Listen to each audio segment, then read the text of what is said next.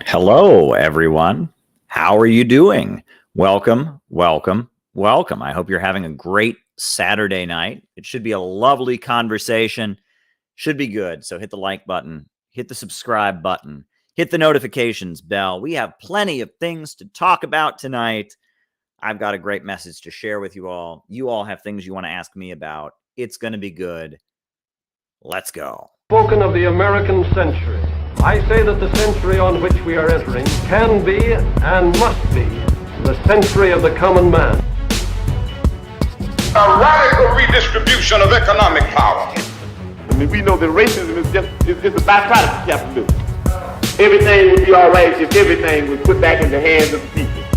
We need a government that will make sure Americans are taken care of and organize the economy to serve the people, not the profits of a wealthy few. We now have the techniques and the resources to get rid of poverty. We got to start getting out there with the people. Get out of the movement and get to the masses. We need a government of action.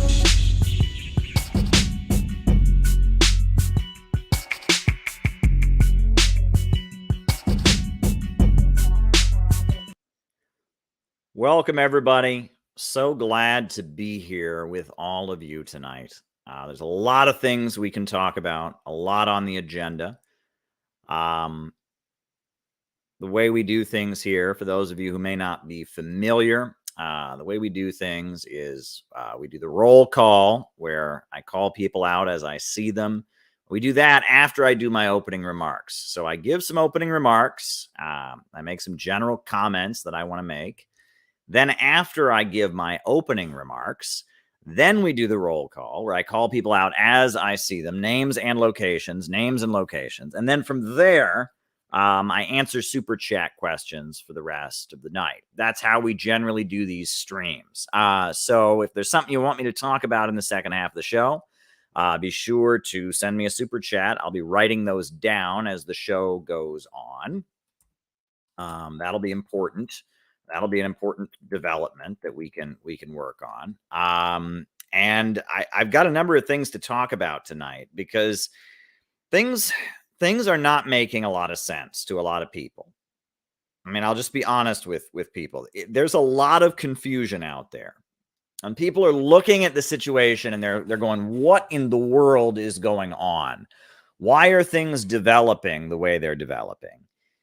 And the strength of this community and the strength of the Center for Political Innovation, the strength of these live streams, is our ability to explain these kind of things. You should get jacked at the gym this winter. Who's jacked? I should get him? I'm just kidding. You should get jacked at the gym this winter. I'm writing it down, Tom, and I appreciate the super chat. Let me just say I did go to the gym today, and it was relieving. You know, in wintertime, before I get into things further, in wintertime, you know, your body just does this like thing where it doesn't want to move, right? You just get in this like mopey thing.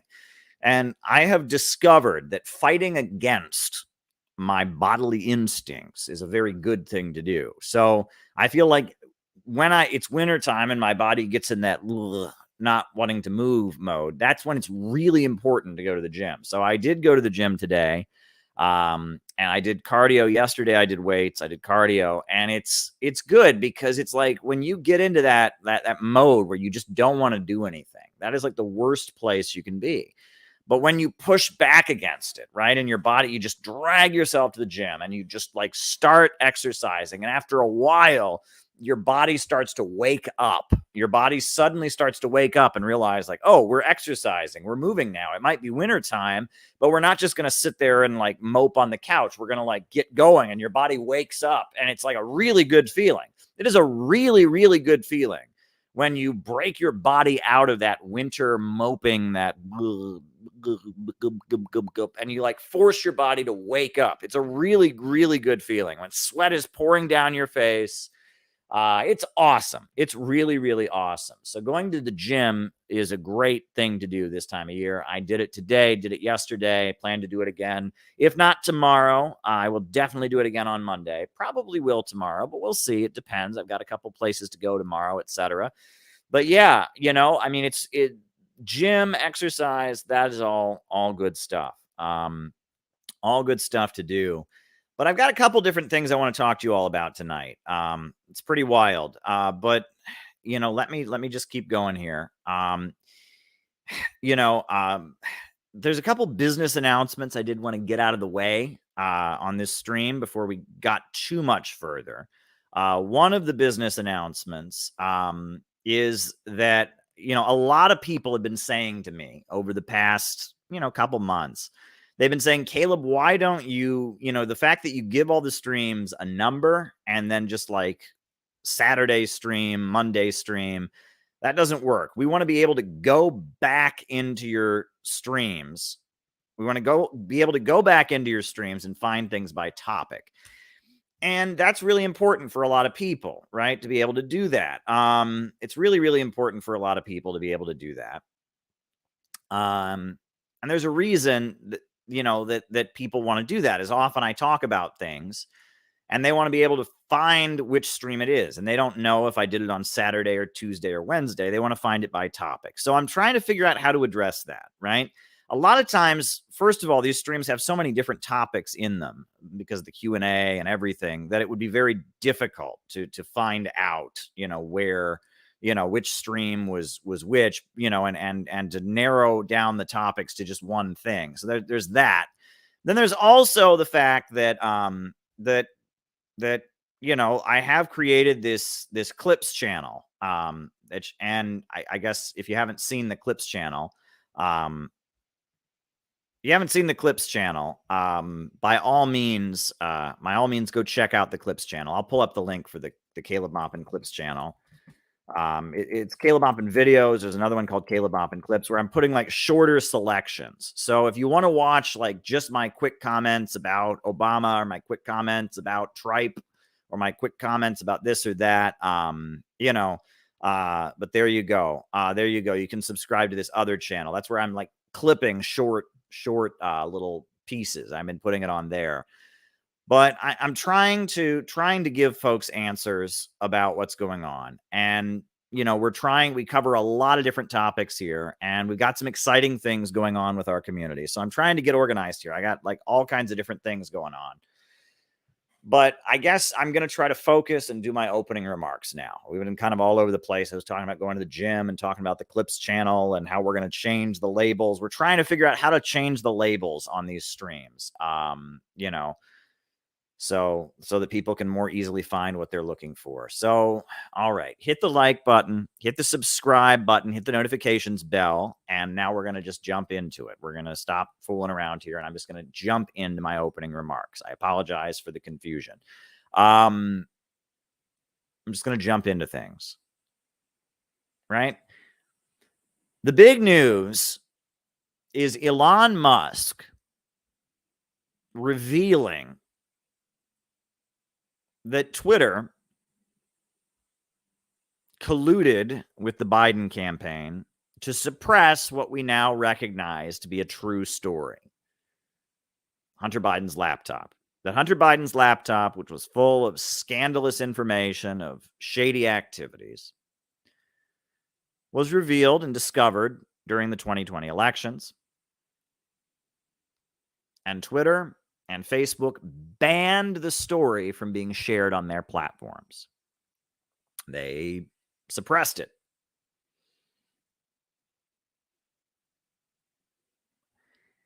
And we now have Elon Musk coming forward and sharing information that's been leaked to Matt Taibbi, the journalist, revealing that Twitter was working to throw the election for Biden, that they were using their power as a platform to decide what information people got access to and what information they didn't get access to.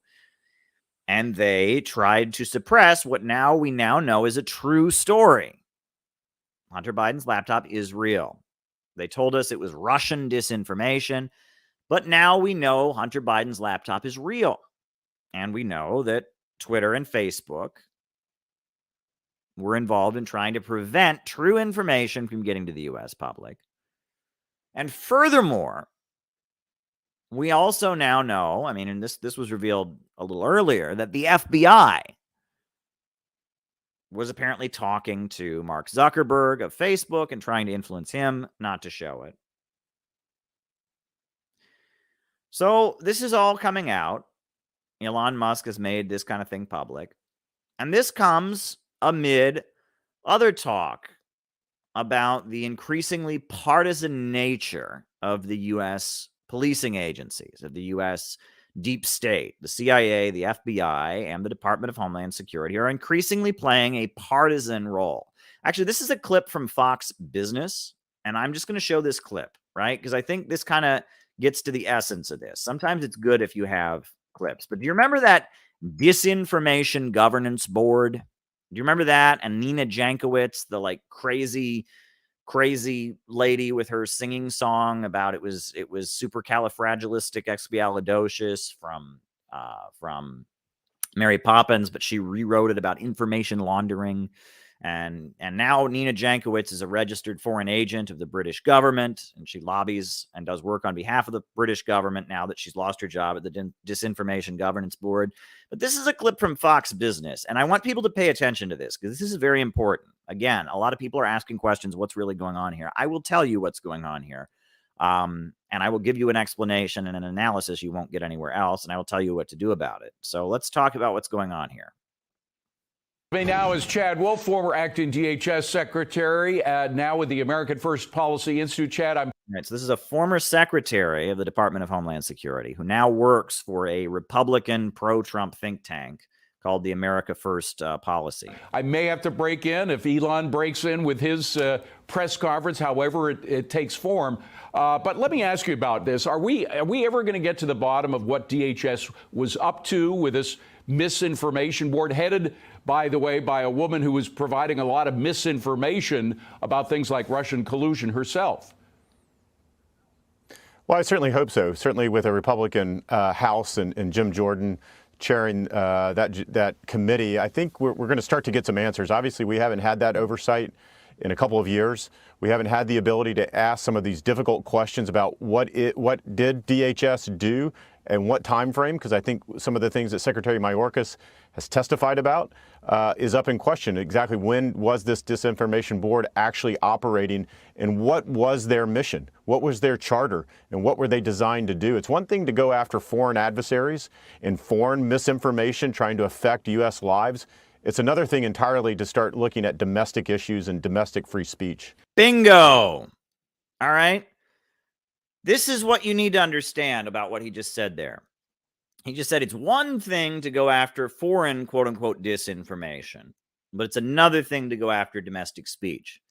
That's the first thing you need to remember. They have been targeting and smearing and trying to destroy the lives of people who work with RT for years. They have been targeting and smearing and trying to destroy the lives of people who work with Chinese media for years. They have been targeting and smearing and trying to destroy the lives of people who work with Venezuela for years. That's just routine activity for the State Department and for the Department of Homeland Security. They have been doing that for a long time.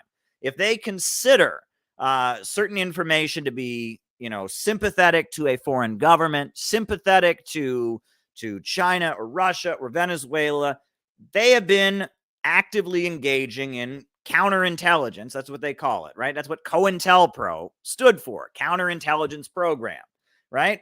That's how they went after Dr. Martin Luther King Jr. The FBI said, well, the Soviet Union is promoting the rights of black people, so Dr. Martin Luther King Jr. must be a Soviet agent. And so with COINTELPRO, counterintelligence program, they went after Dr. Martin Luther King Jr. and tried to destroy his reputation, tried to get him to commit suicide.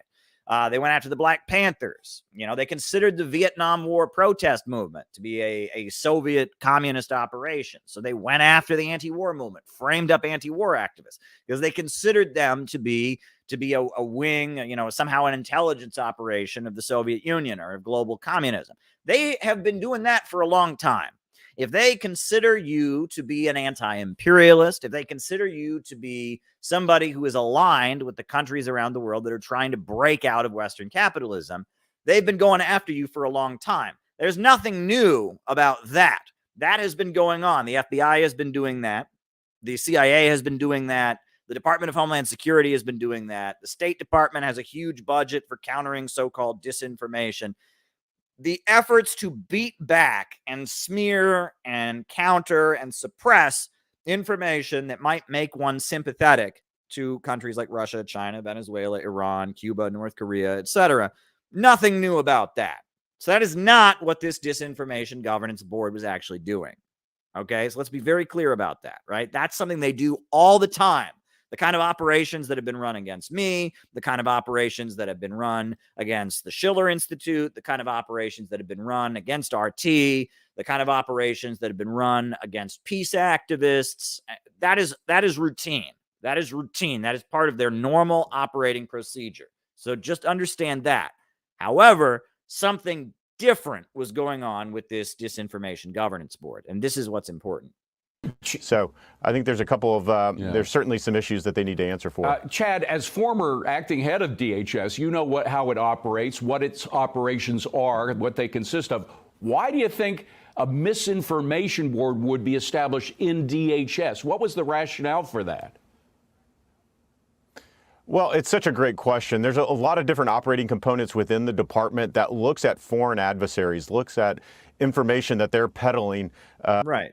Like I just said, looks at foreign adversaries. If they consider you to be putting out a message that is in line with what Russia is saying, with what China is saying, with what Venezuela is saying, they already work against you. They already work against you. The state is already working against those people. And he's repeating himself, but it's important, right? Let's keep in mind, they are already running operations against people they consider to be disinformation. If you are exposing the lies that they tell about Ukraine, they are running operations against you. If you are exposing the lies that they tell about Taiwan or the lies that they tell about Venezuela or Cuba or Iran, they are running operations against you. That's routine. They do that all the time.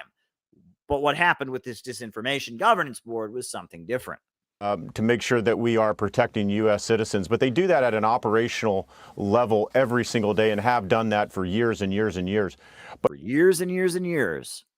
But to create a disinformation board and to house it in the secretary's office makes this issue political in nature. And so that was one of the most concerning things that certainly I looked at and I saw. But I think there's a number of issues. Like I said, once you start going into the domestic free speech and First Amendment issues here in the U.S., and you're not looking at just foreign adversary speech, I think you start to get into a very slippery slope. And I think that's what a lot of folks were very, very concerned about. If you're looking at the origins of COVID, why did we withdraw from the U.S., from Afghanistan, things of that nature, anything to do with border security.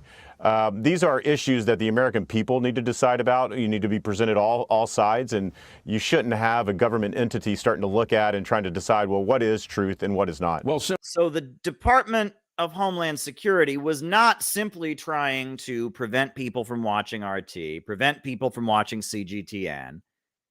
It wasn't simply trying to prevent people from watching Press TV. It wasn't simply trying to destroy my reputation and the reputation of other people that are anti-imperialist. It wasn't just, smearing Max Blumenthal and smearing the Schiller Institute and smearing other people. That's what they do all the time.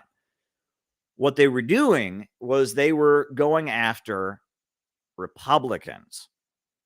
They were using this Disinformation Governance Board to coordinate with Twitter and Facebook and mainstream media, not to target people they consider to be allies of anti-imperialist countries around the world, but rather to target people they didn't agree with in the American political system.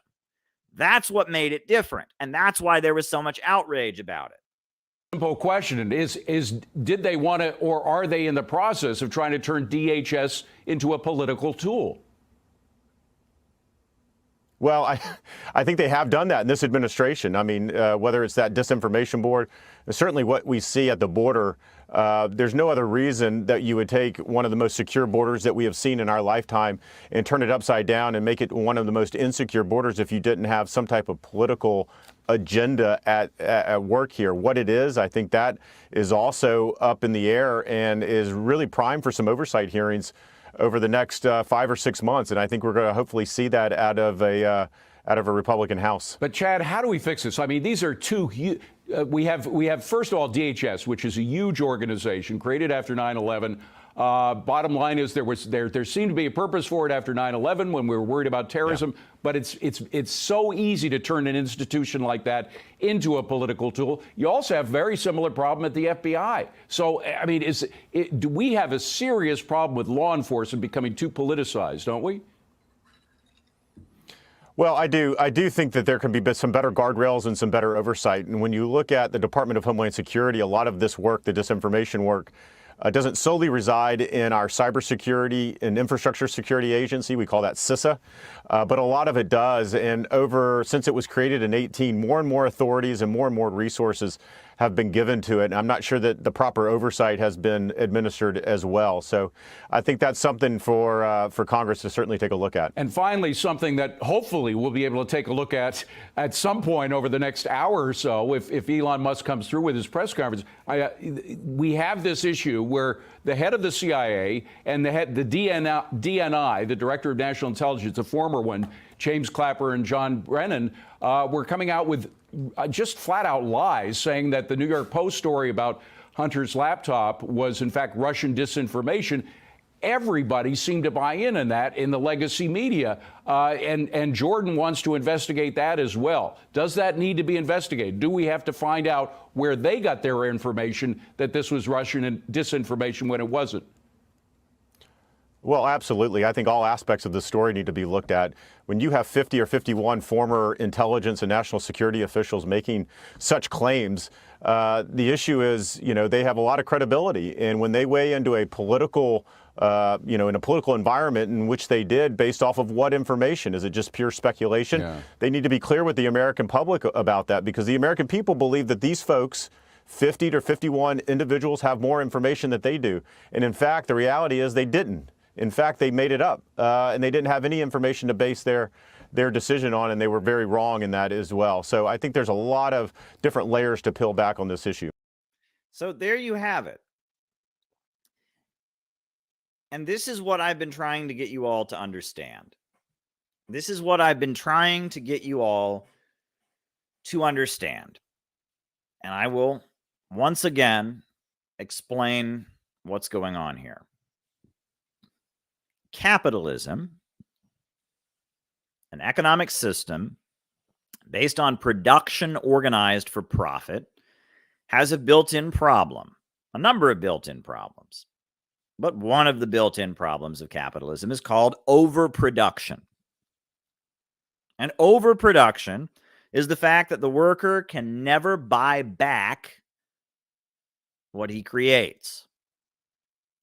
And that the more you drive down the worker's wages, and the more that you replace human beings with machines, the more that you reduce the role of people in producing products, the more that you de-skill jobs and make workers more easily replaceable, and you can get away with paying them less,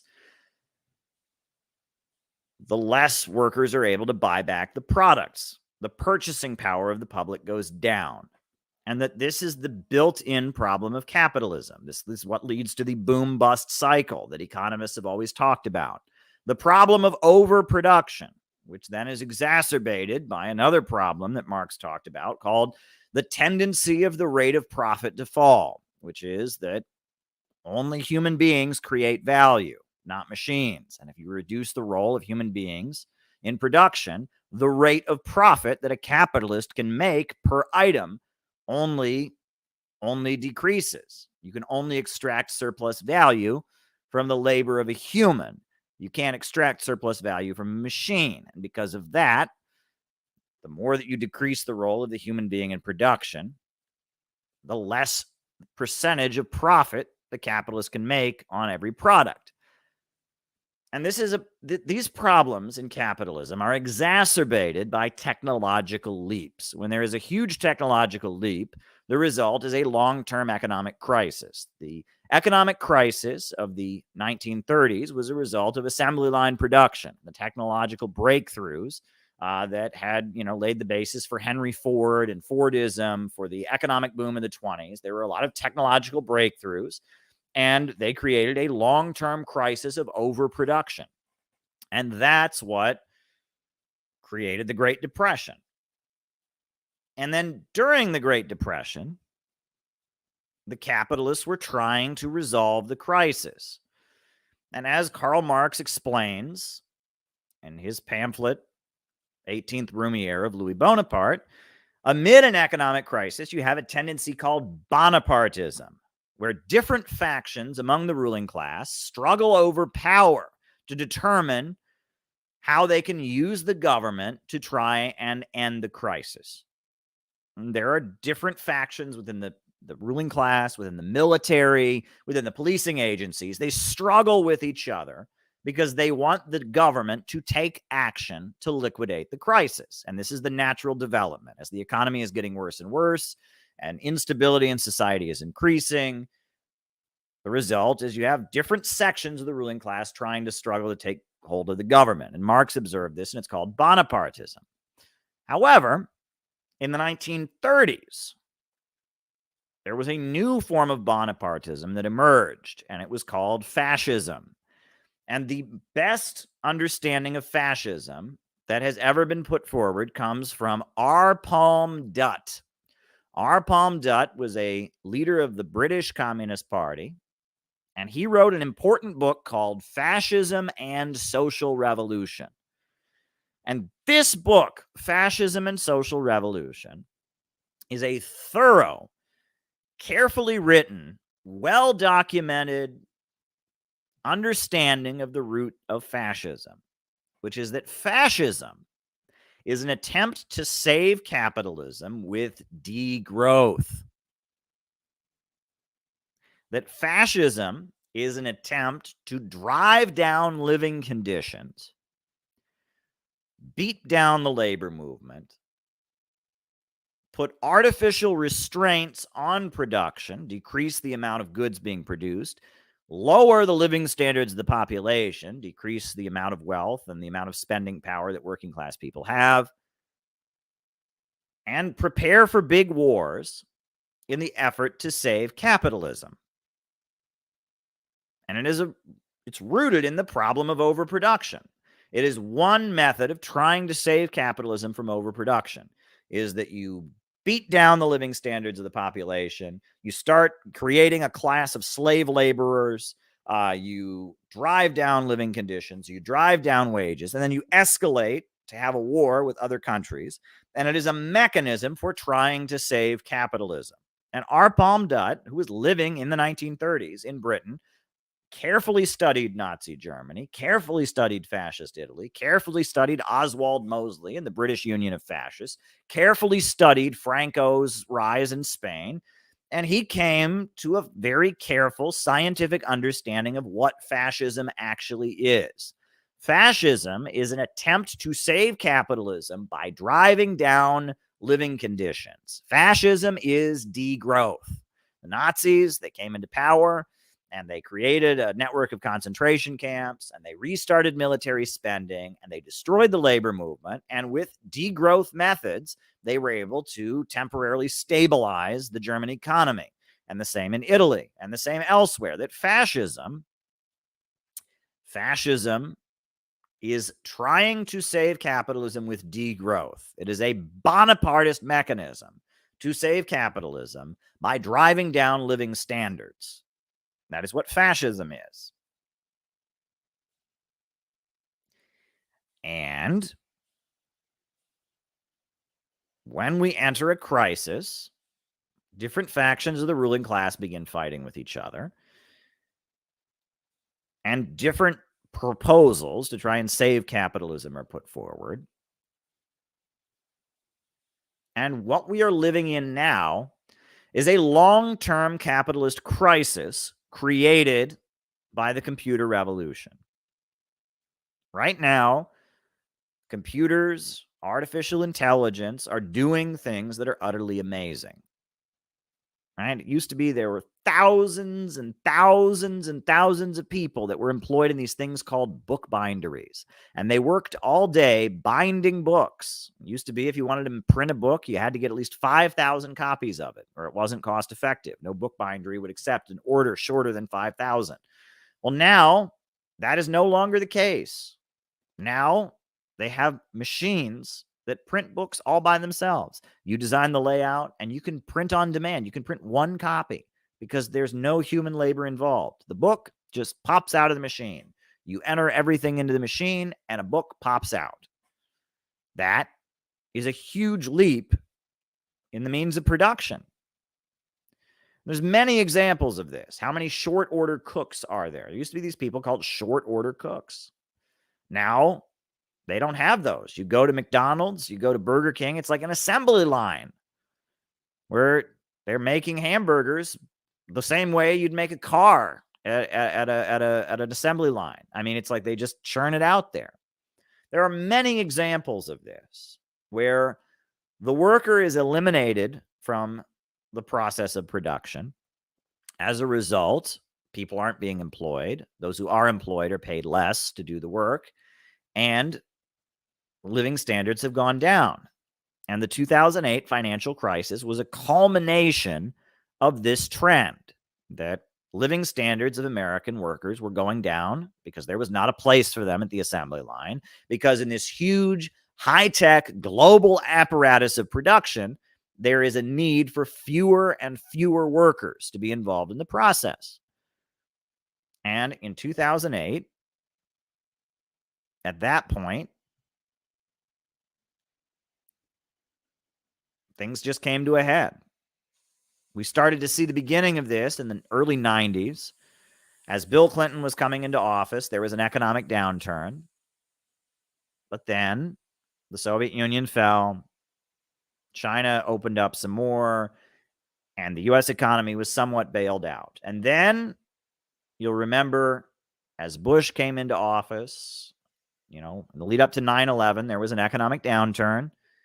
And then 9/11 happened. And then George W. Bush got on TV and he said, if you want to defeat Al-Qaeda, you have got to go shopping. You need to buy things, go shopping to defeat the terrorists. It was because the spending power of Americans was going down. And then you'll recall that Alan Greenspan was the head of the U.S. Federal Reserve. And he was looking at the economy, and he was blatantly aware of the fact that Americans just couldn't keep spending money like they once were able to do because the living conditions had gone down. The rate of household debt was higher than ever. The rate of student debt was higher than ever. Wages were decreasing. Living standards were dropping. The economic conditions in many of the formerly prosperous Midwestern states, the Rust Belt, was decreasing. Living conditions were going down, and Americans couldn't afford to keep spending. So Alan Greenspan was trying to figure out how to keep the economy from crashing. So he started talking with various people, various other folks, and they put forward all kinds of deregulation of lending to keep the American public spending money. How can we keep the American people spending money? And so, sitting in the Federal Reserve, they legalized all kinds of lending practices that had previously been illegal, specifically when it came to mortgage lending, mortgages for homes. And all kinds of practices were legalized to keep Americans buying houses. But ultimately, that all came to a crash, and the housing bubble burst, and Americans couldn't continue buying homes. And when the housing bubble burst and the ability of Americans to keep buying homes failed and ended, and the easy credit mortgage lending practices came to a conclusion, then, Bear Stearns and all of that, then you'll recall that the U.S. economy crashed, and you had the 2008 financial crash. And that was the beginning of the long-term economic crisis we are now in, that is spawned by overproduction. It is spawned by overproduction. It is spawned by the tendency of the rate of profits to fall. It is spawned by the irrationality of capitalism. And so the ruling class are trying to figure out how to resolve this crisis. And they are fighting among each other about how to resolve the crisis. And Barack Obama came into office as a savior on a white horse, right? He was our savior. He was hyped. He was promoted. It was the historic, Obama '08, be a part of something great. Obama '08, be part of something great. And he rode in on a white horse, and and he was there to save the day. And he came in, and as he came in, he was proposing a series of economic reforms to try and stabilize capitalism, to prevent, further economic crisis. And he was facing a wave of opposition from the Tea Party, from lower level capitalists, the Koch brothers, who are there at odds with the big four supermajor oil companies. The Koch brothers are in the fracking business. So is Noble Energy and other companies. Well, the fracking companies were at odds with big oil. In addition to that, you had lower level manufacturers and capitalists that were at odds with big capital. And so you had kind of a fight in the ruling class. And the Tea Party was kicking around the Democrats, and they couldn't pass Obama's measures intended to kind of stabilize capitalism. So then, in response to the Tea Party, Obama and his forces, they fomented Occupy Wall Street to be their response. And that was their response. And then you had the rise of Black Lives Matter. And then you had Obama engineering an oil price drop and going to the Saudis and telling the Saudis to pump oil like crazy and bankrupt themselves. And the Saudis pumped oil like crazy and drove the oil price down. And those fracking companies saw their product, oil that they're fracking out of the ground. It's much more expensive to frack oil than it is to refine it. The oil companies basically, winning out, and the fracking cowboys going under. And you saw open warfare within the American ruling class between the Tea Party Republicans that were favoring a libertarian model, aligned with the fracking companies, aligned with the lower level capitalists and the Koch brothers, and the big capitalists, the big four supermajor oil companies, and Silicon Valley, Facebook, Twitter, and the big monopolies, Google. And they were in an all-out struggle with each other. And there's a fight going on within the ruling class. And the big monopolies, the Rockefellers, the intelligence apparatus, ExxonMobil, BP, Shell, and Chevron, and the Silicon Valley cabal, right? We're talking about Facebook and Twitter and Google, and those forces were in an all-out fight with the lower levels of capital. And it appears in 2016 that Donald Trump made some deals and made some alliances and maneuvered so that the lower levels of capital would, to some degree or other, retake control of the government. And when Trump got in, he lifted the restrictions on offshore drilling and drilling on public lands. He lifted the taxes on Wall Street transactions, and he escalated against Iran, and he escalated against Cuba. But it looked like he wasn't interested in an all-out confrontation with Russia, and that there's a fight going on within the ruling class. And Trump was in there, and he wasn't completely at odds with big capital, but he was pushing back against them. There was kind of a fight going on, and it became clear that they didn't want Trump in office anymore. And so you'll recall that as we now know, the mainstream media, the intelligence agencies, and many of the people that were formerly in the Trump camp, like John Bolton and the neocons, they all came together and they removed Trump from office. And Trump was ousted, right? He was defeated, and Biden swept into office. However, as Biden was coming into office, as Trump was getting ready to leave, you'll remember there was this crazy event called January 6th. And this event is complicated, and we don't know exactly what happened. We know that there were FBI people involved. We also know that there were, organizations like the Proud Boys and others that very much wanted to keep Trump in office. We know there were divisions in the ruling class, and we know that to some degree or other, there was an element of people supporting Trump that wanted to stop the votes from being counted. We know there was an element of people that were supporting Biden wanting to have some kind of event, that they could use to crack down on the Trump movement. And there was a series of different forces involved, and a series of different agendas came together. You had an episode of unrest in the U.S. Capitol that we now call the Capitol riot. Based on that, Biden was able to come into office. And now Biden is in office, and Biden has declared that there is some kind of insurgency against him. And he's declared that the MAGA Republicans are fascists, that they need to be crushed. And the intelligence agencies and the policing agencies and the Silicon Valley corporations are moving to suppress the Trump opposition. There's a fight going on in the ruling class right now. That's what's happening. And this is a result of the built-in problems of capitalism. And this is a result of the instability in society as a result of the economic problems of capitalism, and different sections of the ruling class wanting the state to step in and liquidate the crisis, which is the natural result, right? This is Bonapartism. There are Bonapartist struggles within the ruling class. And that it seems like the biggest and most powerful capitalists, Silicon Valley, the big four supermajor oil companies, Walmart, Amazon, Jeff Bezos, they are on the side of Joe Biden.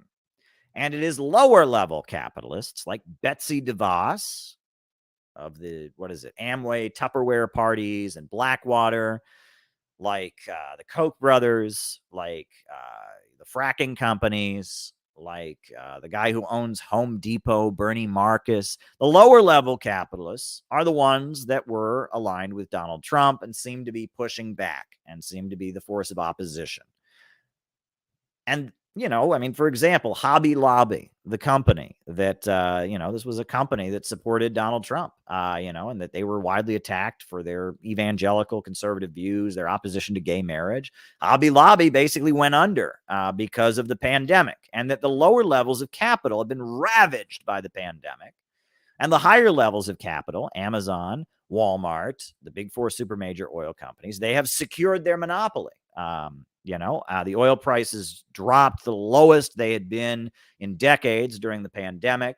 And now that the pandemic is over and things are opening up, now oil prices are back up to the highest that they've been in quite some time because of the confrontation with Russia. And that big oil is manipulating the oil prices to serve their agenda. The pandemic drove them down, and that, put more and more of those frackers out of business and secured the dominance. And now that they've got their way, the pandemic is over, and the big oil capitalists are drowning in profits right now as they escalate this confrontation with Russia. And they're trying to make things with Russia get as intense as they possibly can. They're trying to drive Russia off the market. They just set this price cap on Russian crude, and they're doing everything they can to drive the oil prices up. And this is the fight that is going on behind closed doors. This is the fight that's happening, and it's rooted in economic interest. There are some sections of the ruling elite that are in line with the overall agenda of the ultra-rich, and there are some sections of the ruling elite, some sections of the capitalist class, some billionaires and millionaires that are on the outs with this faction of the higher level capitalists. They are on the outs with them. They're on the outs of them. And because of that, that's put them in a position of defensiveness. And now we understand that the Department of Homeland Security and the FBI and others equate this dissident section of the ruling class with Russia and China and Iran and Venezuela and Cuba and North Korea. And this is what's important for you to understand. The motivation is the same. The big monopolies want an absolute monopoly. They don't want competition. They don't want competition around the world.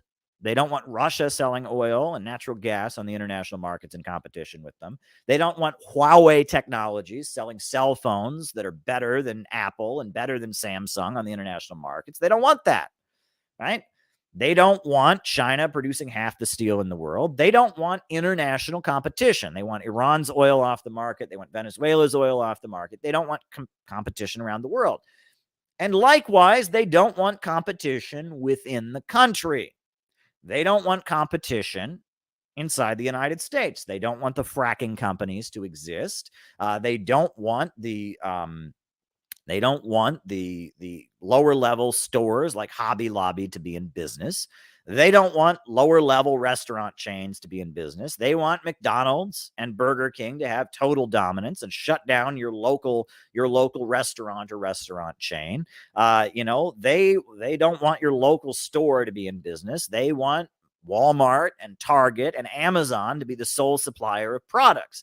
There is a fight, and the big monopolies used the pandemic to crush lower level opposition, to manipulate the oil prices, to get what they wanted. And the big monopolies are trying to set up a situation where the lower level capitalists at home, as well as the countries that have broken out of their system around the world, are both crushed in order to secure their monopoly in the context of an ongoing long-term capitalist crisis. This is what is happening. And this is something that makes sense if you understand the objective laws of history, if you read R. Palm Dutt in his book, Fascism and Social Revolution, if you understand the divisions that have existed in the ruling class historically, all of this makes sense. This is the situation that we're in.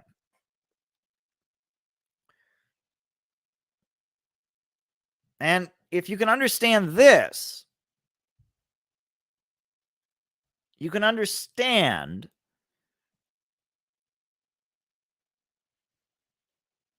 that none of the bullshit that I hear socialists and leftists talking about, none of the bullshit all over Twitter, none of the bullshit I'm constantly dealing with, none of that matters. None of that matters. It doesn't matter if you're a Trotskyite. Doesn't matter if you're a Maoist. Doesn't matter if you're a follower of Enver Hoxha. Doesn't matter who slept with who. Doesn't matter what group is better than other group. None of that matters. None of this matters. None of this matters because we are entering a long-term capitalist crisis.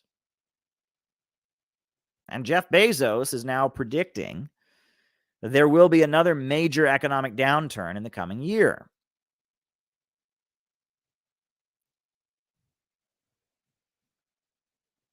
So, with all of this going on,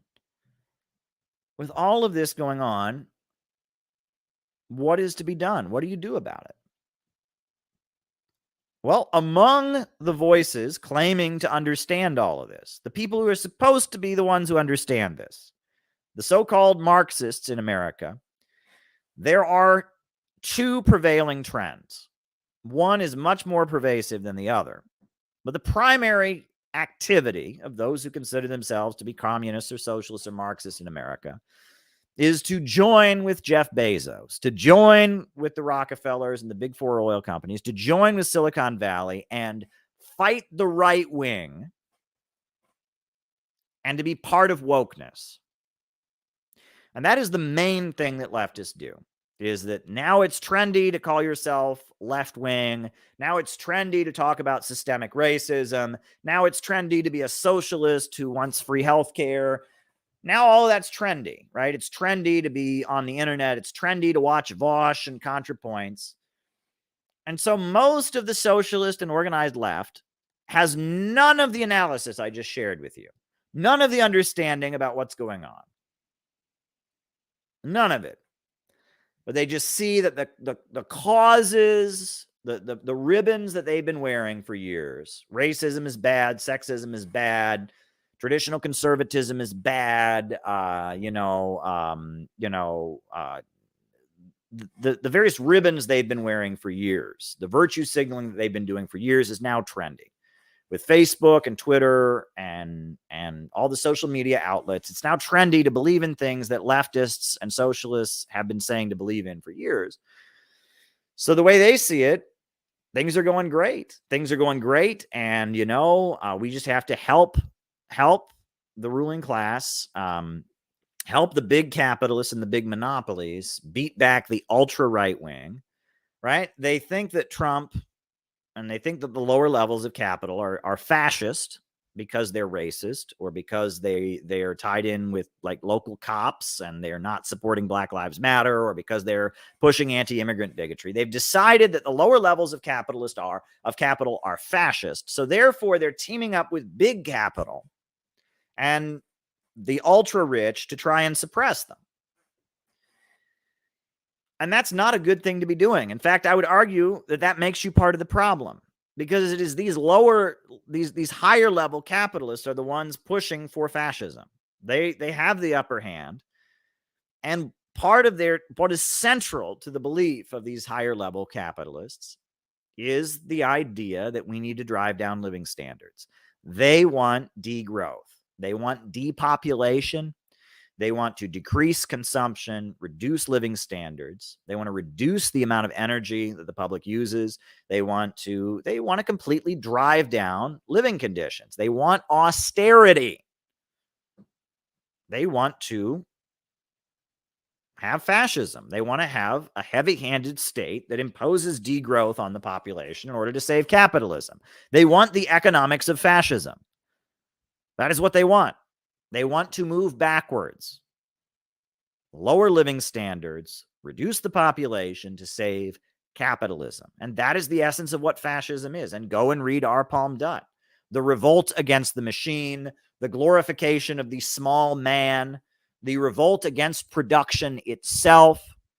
This is all, someone's talking about the euthanasia ads in Canada, right? The promotion of suicide that we're seeing, the opioid epidemic. I mean, this is what they're driving.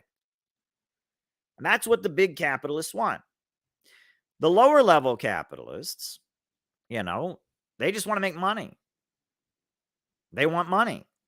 And they want deregulation. They want libertarianism because they're convinced that'll create a more fair playing field where they can compete with the big capitalists. Lower level capitalists just want to make money.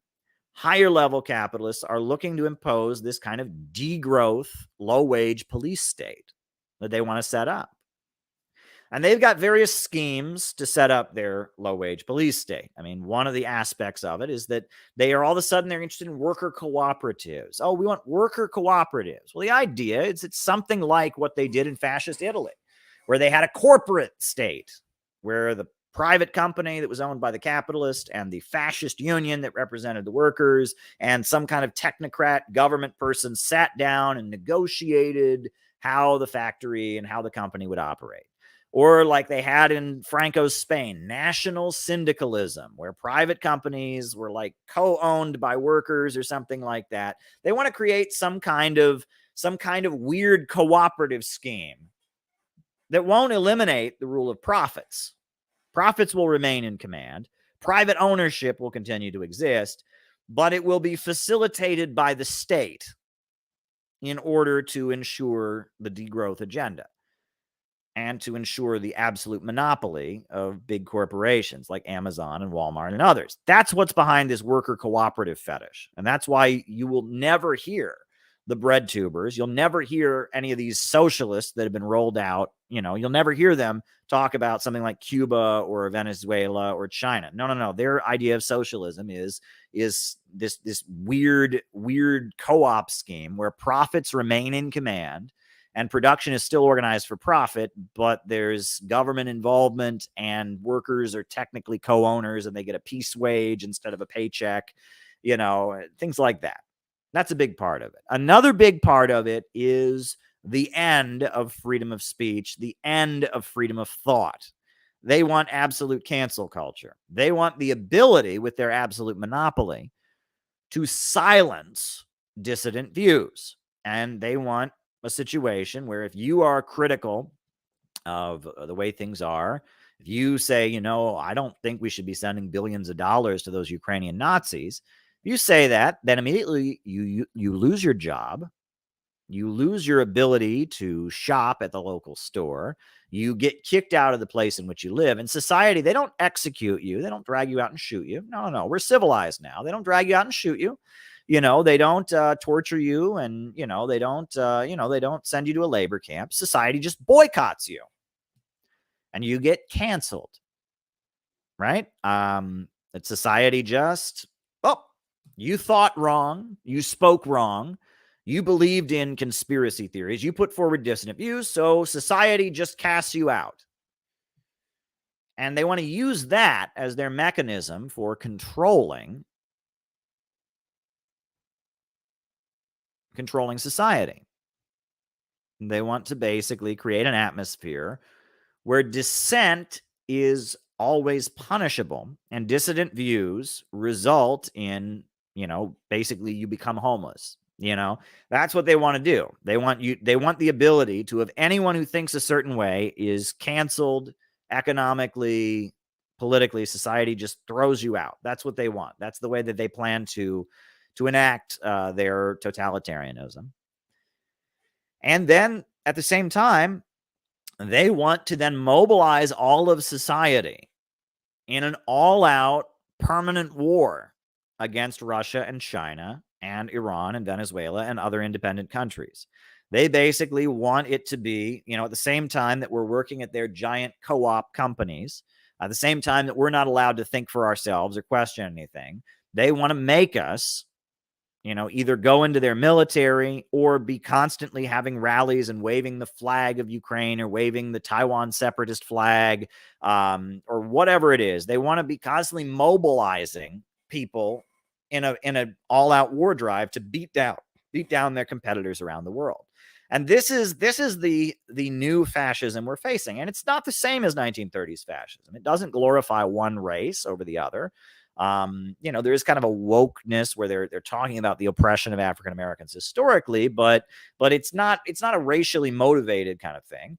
And it seems like the industrial capitalists are the target, and it is the finance capitalists that are driving this, the big oil monopolies and the Silicon Valley, the information control elements. And this is what we are facing.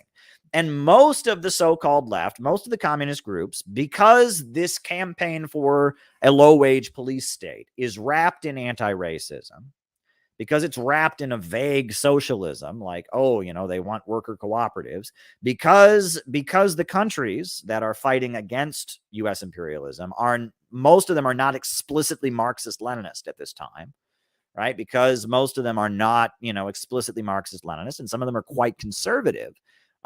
Because of that, the left has decided, most of the so-called left has decided that this is where they want to go. They want to join this fascist campaign. They want to help set up this fascist high-tech dark ages that big capital is trying to set up. Now, in addition to the overwhelming majority of the ruling class that is going to, of course he is. In addition to this overwhelming majority of the communist groups that have just gone into this, you do have another layer of like dissident communist groups. Trotskyites, a lot of times they're Trotskyites, a lot of times they're very, very dogmatic in their beliefs. And those groups, they just kind of render themselves to be irrelevant. They just kind of, they sit on the sidelines and they preach a doctrine. And they quote a lot of old books that are very good and should be studied. And they have a worldview that is very much frozen in the Cold War or earlier. And they sit on the sidelines and they condemn the wokeism, which is good, and they condemn the rest of the left that is going along with the higher levels of capital. But they just sit there frozen in time, and they have no connection to any really existing social forces. They don't have any allies within the power structure. They're not aligned with any forces in the labor movement, and they just sit there and they preach, and they have, they're sticking up for real Marxism, which is good, but they're not connected to anything. There's a lot of that.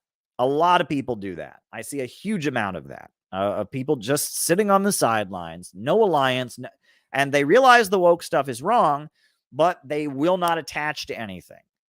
And because they won't attach to anything, they're just a voice crying out in the wilderness. They're You know, I mean, they're kind of like the homeless man that I see along the side of the streets with a crazy sign, and he's just standing there shouting at cars going by. That's what they're doing, right? Their message is good, but it's out of date, and it's not attached to anything. And if there's anything I have learned in politics, you can quote me on this, is that if you're not attached to any real movement, if you're not attached to any real countries, if you're not attached to any real social forces, you are irrelevant. Let me repeat that. If you are not attached to any real social forces, whether it's be strata and mass movements among the population, or political forces, or states, if you're not attached to any real forces, you don't matter. Right? If you're just on the outside screaming at the world, you don't matter. You're not changing anything. You're not doing anything. And that Marxism, unlike utopian socialism, understands that socialism and the struggle for socialism comes from really existing social forces. And if you look at the history of Marxism, in order to make themselves relevant, in order to become a force that can actually change society, Marxists are constantly finding a way to attach themselves to really existing social forces in order to be relevant. And that the whole history of Marxism has been those of us who have a scientific understanding of the objective laws of history, we understand historical and dialectical materialism, attaching ourselves to real institutions and real entities in order to play a role in history. And Karl Marx attached himself to Abraham Lincoln, even though Lincoln wasn't a communist. He attached himself to Lincoln because it was a way to make himself relevant. There was a fight going on in the United States between the slave plantation system and the northern industrial economy. So Karl Marx and his followers attached themselves to Lincoln, writing it down.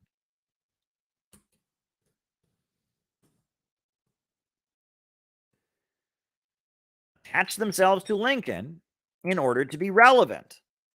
And they were very successful. And Karl Marx wrote for the New York Tribune. And in addition to that, you got Harriet Tubman leading U.S. soldiers into battle. And you got Joseph Wedemeyer in the Ohio 9th Infantry Regiment. And by attaching themselves to Lincoln, they became relevant. Another great example, the Paris Commune of 1871. In France, you had the Bonapartist, Louis Bonaparte was the leader, and he got into a war with the Prussians, and he lost. And the Prussians, they were victorious, and the French government collapsed.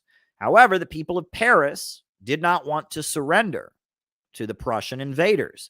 And because the people of Paris didn't want to surrender to the Prussian invaders, and because there was a group of people in Paris, capitalist workers, all kinds of people within Paris that didn't want to surrender to the Prussian invaders, members of the International Working Men's Association and people that were followers of Ferdinand Lassalle and other socialist leaders, they were able to form militias and other groups, and they took control of Paris, and they established the first working class revolutionary government.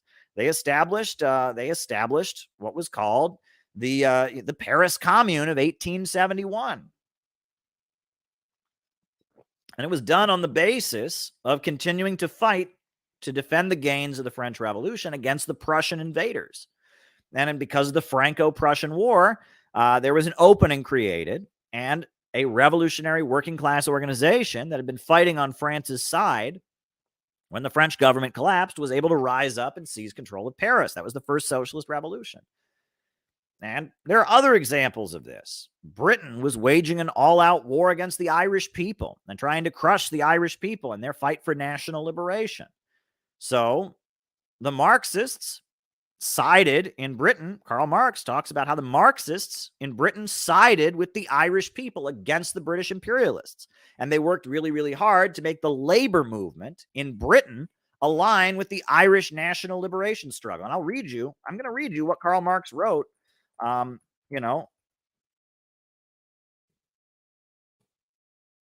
Liberation. This is what Karl Marx wrote about the Irish national question, right? Let me find you. It's a very good quote. It's a really important quote from Karl Marx on the question of Irish self-determination. This is what Marx wrote. He said, all industrial and commercial centers in England now have a working class divided into two hostile camps, the English proletarians and the Irish proletarians. The ordinary English worker hates the Irish worker as a competitor who forces down the standard of life. In relation to the Irish worker, he feels himself to be a member of the ruling nation and therefore makes himself a tool of the aristocrats and capitalists against Ireland, thus strengthening their domination over himself. England, as the metropolis of capital, as the power that has hitherto ruled the world markets, is for the present the most important country for the workers' revolution, and in addition, the only country where the material objectives for this revolution have developed to a state of certain maturity. Thus, to hasten social revolution in England is the most important task of the International Working Men's Association. The sole means of doing this is to make Ireland independent. So it is therefore the task of the International to bring the conflict between England and Ireland to the forefront everywhere, and to side with Ireland publicly everywhere. The special task of the Central Council in London is to awaken the consciousness of the English working class. For them, the national emancipation of Ireland is not a question of abstract justice or humanitarian sentiment, but the first condition for their own social emancipation. What Marx is saying here is there's a fight going on between the capitalists of Ireland who are being crushed by the capitalists of England. And so, because the capitalists of England are the main danger, and because they're using bigotry against the Irish people and bigotry against Ireland to solidify their own power, we have got to do the opposite. And we have got to align the working class movement and the labor unions of Britain with the Irish fight for national liberation. Right? This is the understanding. Marx attached himself to existing social forces, just like he attached to Lincoln in the United States, just like he attached to the people of Paris not wanting to be part of the Prussian Empire and defending the gains of the French Revolution. He attached to Ireland and the Irish people in their fight for national liberation. Karl Marx's daughter started wearing a crucifix around her neck. She was a Jewish atheist, but she started wearing a crucifix around her neck because the Irish people were being targeted because they were Catholic. And the justification that the English had for beating down the Irish national liberation struggle was that Irish people were Catholic. So Jenny Marx, Karl Marx's daughter, started wearing a Roman Catholic crucifix around her neck as an act of solidarity.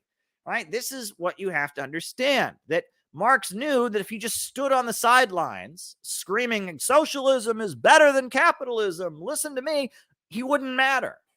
And that's what the utopians did. That's what Henry Saint-Simon and Robert Owen and other people did. They just said, they drew up a blueprint of the ideal socialist society and stood on the side of the street like a homeless man with a sandwich board screaming, socialism's better than capitalism, follow my idea. And because they did that, they didn't matter. But Marx saw that the working class, the labor movement was emerging, labor unions were emerging to fight with the capitalists.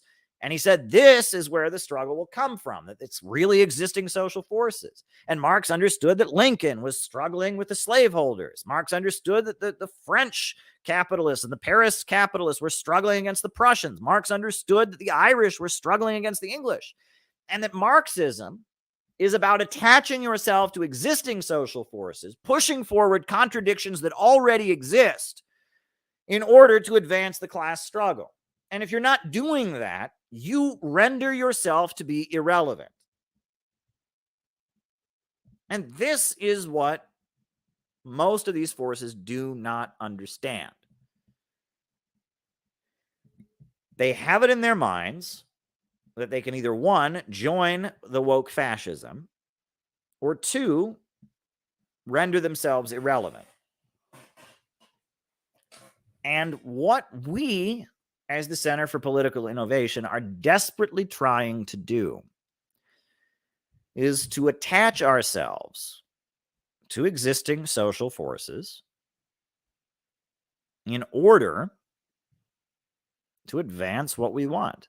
We would like to see an America where the banks, factories, and industries and the centers of economic power are organized to serve public good, not the profits of a few. We would like to see a society where education and healthcare is provided for all, and where the economy is no longer subjected to the irrational rule of profits and command. We would like to see a United States where we have a government of action that fights for working families and unleashes economic growth, and where we can start moving society toward that ultimate goal of a society with so much wealth and so much abundance that inequality can fade away. That is the purpose that we serve. And we can't serve that by working for Joe Biden. That's not what Joe Biden's trying to do. And we can't serve that purpose by being irrelevant. So we must attach ourselves to existing social forces.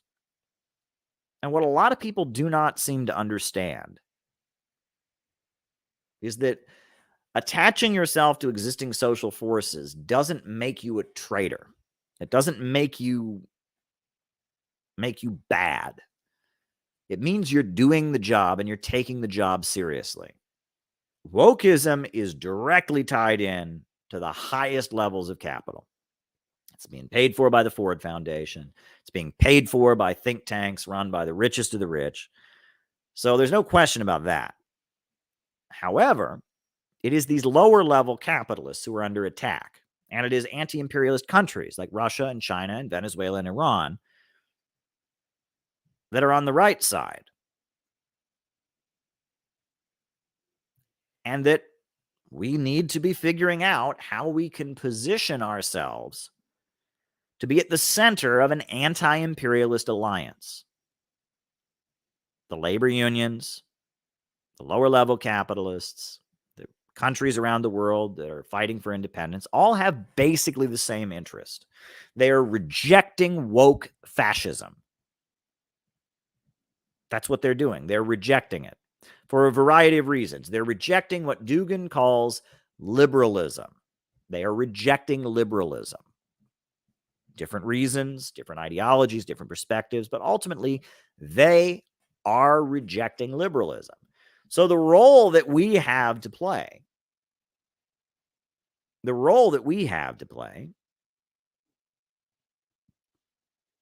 is to align with them and position ourselves so that we can be on the side of the forces that are fighting liberalism, and we can build up our own forces, and we can intervene in the historical process while maintaining our scientific understanding of what the problem is. That's the role that we have to play. And what I stay up late every night trying to figure out how to do is figuring out how we can insert ourselves into the historical process. How can we be relevant? What forces for good are there in the world that we can align ourselves with? And how do we position ourselves to be part of this fight against the forces of evil that now dominate the world? How do we do that? Well, right now, a couple things are on my mind. One is the Korean Peninsula. It's very clear that Donald Trump and his administration wanted peace with North Korea. They wanted to negotiate better relations between North Korea and South Korea, and better relations between North Korea and the United States. They wanted to do that. And Trump moved ahead. He became the first president of the United States ever to visit North Korea. He met with Kim Jong-un. And it was pretty clear, not just Trump, but Mike Pompeo and Tulsi Gabbard and other members of the ruling class and of the intelligence agencies, they wanted that for their own reasons. Jim Rogers of Singapore, he wanted that. For their own reasons. Probably simply based on the fact there's a lot of minerals in those mountains in North Korea. Probably simply based on the fact that North Korea, there could be a lot of money made from foreign investment if North Korea opened up and had, a Deng Xiaoping moment. Regardless of why, certain sections of the ruling class were behind Donald Trump trying to meet with North Korea. And a big section of the ruling class was against it. And John Bolton was against it. He sabotaged the talks. And it's also clear that the CIA, when they attacked the North Korean embassy in Spain, they were against it. And they were fighting against it because they see North Korea as an illiberal country, which it is. North Korea is a socialist, Marxist, anti-imperialist country. The Korean Workers' Party maintains a command economy. They hold on to the ideology of Kim Il-sung and Kim Jong-un and Kim Jong-il,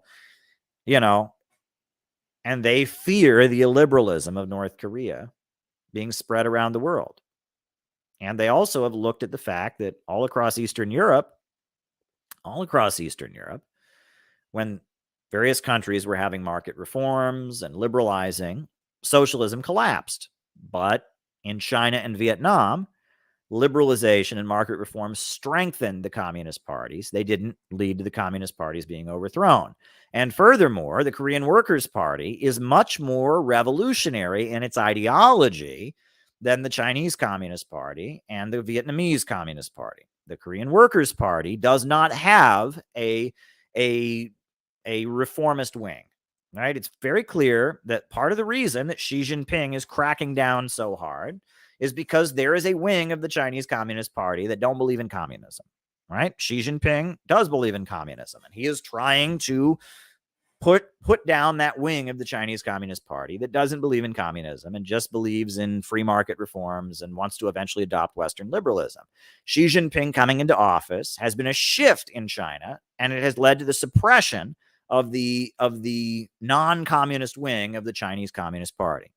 In Vietnam, there is a section of the Vietnamese Communist Party that don't believe in communism. They just believe that, markets and the Western system is good or whatever. There's also a wing of the Vietnamese Communist Party that does believe in communism. And there's a wing of the Vietnamese Communist Party that hates China so much they want to align with the U.S. imperialists.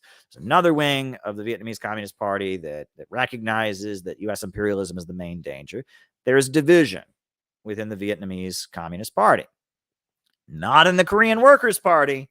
There ain't no division within the Korean Workers' Party. They're all on the same page. They know who killed 4 million of their people during the Korean War. They know who killed millions of their people in the early 90s with a food crisis. They love Kim Il-sung. They love Kim Jong-il. They love Kim Jong-un. They love the Black Panthers. They love the Palestinians. They loved Gaddafi. They love the African people and their struggle for liberation from colonialism. The Korean Workers' Party does not have a reformist wing. The Korean Workers' Party is a thoroughly 100% revolutionary, anti-imperialist, illiberal party. So,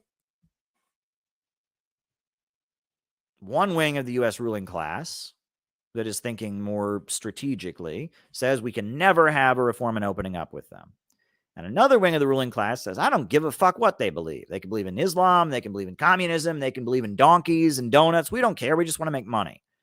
Well, this is an opportunity for those of us who understand that North Korea is good because it is illiberal.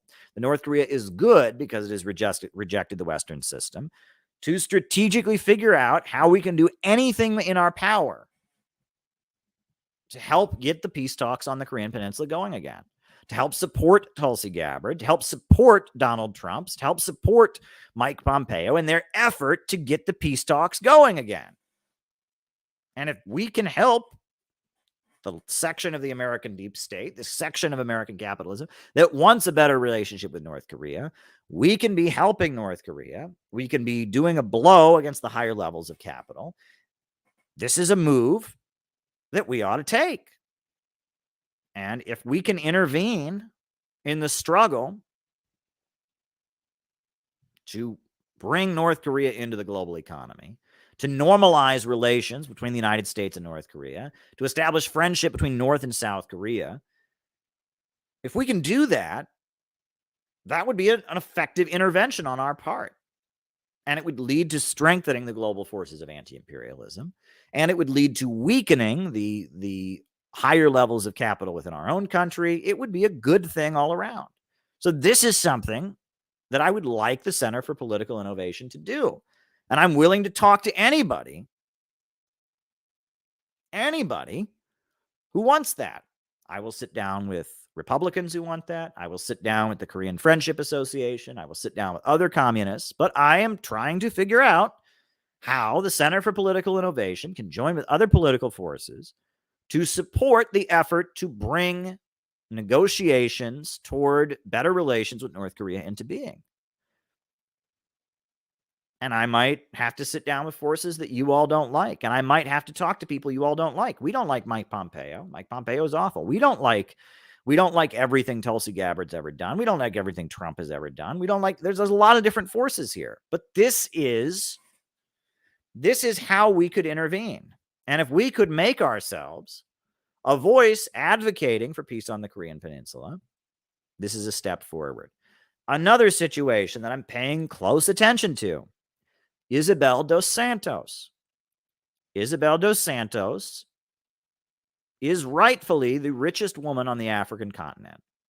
She is the daughter of Eduardo dos Santos, who was the leader of the revolution in Angola, who aligned with Cuba to drive Portuguese imperialism out of Angola, to set up a socialist government with a state-run oil company in Angola, a deeply poor African country.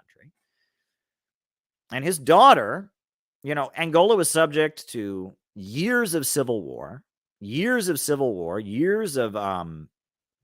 U.S.-backed civil war against the socialist government. From 1975 to 2002, they had uninterrupted war. The USA was arming Jonas Savimbi, a literal cannibal who was being armed to try and overthrow the socialist government. And finally, in 2002, Angola had peace. And then in 2002, when Angola had peace, at that point, about a year later, 2003, the USA invaded Iraq and the oil prices shot up through the roof. And Angola exploded economically. And despite the fact that it's a very poor country, they had the highest rate of economic growth in the world. From 2002 until the 2014 oil price drop, Angola experienced an explosion of economic growth. And the woman who was key in making it happen was Isabel dos Santos, right? Nigeria is a big oil-producing state. They didn't have anywhere near the economic growth that Angola had during that time. Why? Because they didn't have a socialist government. And Isabel dos Santos, the daughter of Eduardo dos Santos, she engineered for that oil money to go into making life better for her people. And she arranged for Angola to set up its own cell phone company. She arranged for Angola to team up with Chinese companies to build highways and roads and infrastructure. And she engineered for the oil profits that were being made in newly peaceful Angola to go into the domestic economy. And she gave thousands and thousands and thousands of people their first job. She set up new schools. She worked with Cuba to, advance the literacy program. And yes, she's a capitalist. She's an owner of private companies. And yes, she very much made a lot of money herself. But she was tied in with the Angolan state, and she was tied in with the Angolan government, and she was making American companies that did business in Angola buy products from the domestic economy of Angola. And on top of that, she was forcing the companies that did business in Angola to follow environmental laws. Furthermore, she refused to privatize the natural gas, and she enforced the Constitution of Angola that says all natural resources belong to the people. And she, with her position as head of the state-run oil company of Angola, Sonangol, she was basically making the oil boom beneficial to the Angolan people. She is a hero. She is a city builder. She built Luanda. The capital of Angola is Luanda, and it exploded. I mean, it's now got skyscrapers. Like you saw people look at what Luanda was in 2001 compared to what it is now. She did that. Isabel dos Santos, the daughter of communist guerrillas who fought in the jungle with guns, Isabel dos Santos did that. And so in 2014, the oil prices dropped, and that hurt the Angolan economy because they have oil. And then in 2016, there was a coup within the MPLA, and her father stepped down as the leader of the MPLA party, and he went into retirement. And a new president came in, and he fired her as head of the Angolan state-run oil company. She was removed from Sonangol. And then the Panama Papers were released. And the Panama Papers, we know, was an American intelligence operation. The Panama Papers were released. They accused all kinds of people in China and all kinds of other countries of corruption. The Panama Papers dropped, and they accused her of corruption. They said that she had been nepotistic and how she handed out contracts, all a bunch of bullshit. So Isabel dos Santos, not only was she kicked out of government in Angola, she was then put, subject to prosecution, and she had to flee to Portugal, and now she's had to flee Portugal. And the U.S. government has now banned her from traveling to the United States. All of her assets have been frozen. She can't go to Portugal. She can't go to Angola. She's in hiding. She is in hiding at this point. And they have frozen her assets. And the Biden administration is going all in to try and destroy the richest woman on the African continent. They're trying to destroy her. Why? Because she's a city builder. Because she built Luanda. Because she's a socialist. Because she's an anti-imperialist. Because she's pro-Russia. Because she's pro-China. And she is in hiding right now. But from hiding, she has been doing interviews with different media outlets. And from her place in hiding, wherever she is, we don't know what country she's in. We have no idea where she is. She announced that she's planning to run for president of Angola. She's considering a presidential run in the leadership of Angola. Why? Because everybody in Angola knows she built the damn place. And the economy was good when she was running the economy. And she's very popular. And she said she thinks she could win the presidential election. Well, this is a situation. This is a situation where we can intervene. We need to be spreading the truth about Isabel dos Santos. We need to be demanding that the U.S. government unfreeze her assets. We need to be working very, very hard to point out that Isabel dos Santos was good for Angola. She's a city builder. She's an anti-imperialist. And that this corruption bullshit is just what it is. It's pure bullshit. She's an anti-imperialist. She's a progressive force. And that, yes, she's a capitalist. Yes, she's a billionaire. Well, she used to be until they froze her assets. She's a wealthy person. But she's on the right side of history. She's with Russia and China. She's a socialist. She's a city builder. And that we can intervene, right? And this is a situation where we could intervene, right? We could defend Isabel dos Santos against the imperialists. And we could defend socialism in Angola in opposition to neoliberalism. This is a situation where we could intervene.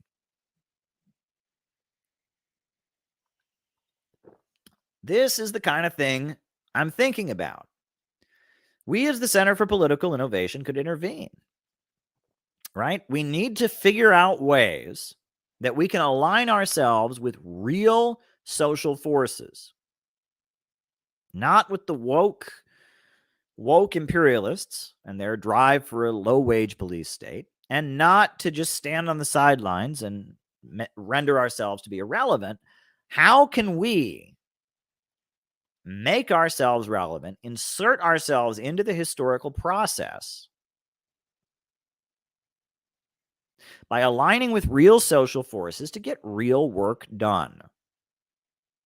How can we do that? That's something I want you to be thinking about. Any possible opening that we see, any situation where we could render ourselves to be relevant should be taken. That essentially the Center for Political Innovation engages in organization and operation. Organization is this stream right now. Organization is our general membership meeting that happens on Zoom every Saturday. Organization is publishing our books, promoting our ideas, having our own rallies and our own conferences. We are engaging first in organization. But second of all, we need to engage in operation. If our organization just exists, pretty soon it'll be gone because it won't matter. But in order for our organization to flourish, and in order for our organization to matter, it must engage in operation. So organization and operation, that is what we need to do. if we are going to be a relevant force, if we are going to matter, if we're going to insert ourselves into the historical process, we need to engage in organization and operation. And that is what I want you all to understand.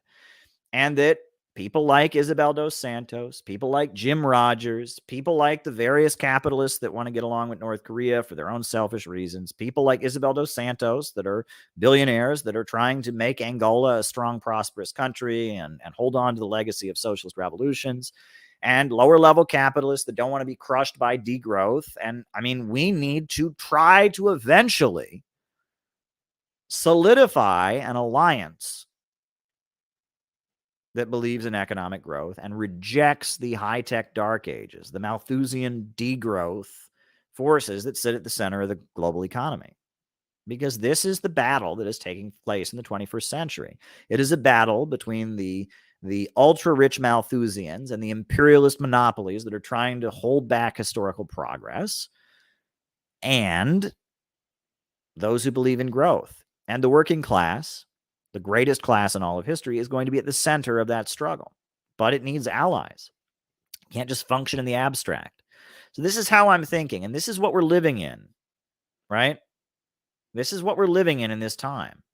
This is what I want you all to understand. This is very, very important. In our time, this is the role that we can play. So if you're interested in doing this kind of work, I would like you to join the Center for Political Innovation. Right now, we are back up to 61 dues-paying members. We had a great general membership meeting today, and we have a great conference that's coming up in March. Can't tell you the date, but in March, we are going to be having our first conference in a while. We had one in Chicago back in July, and we're going to have another conference, in March.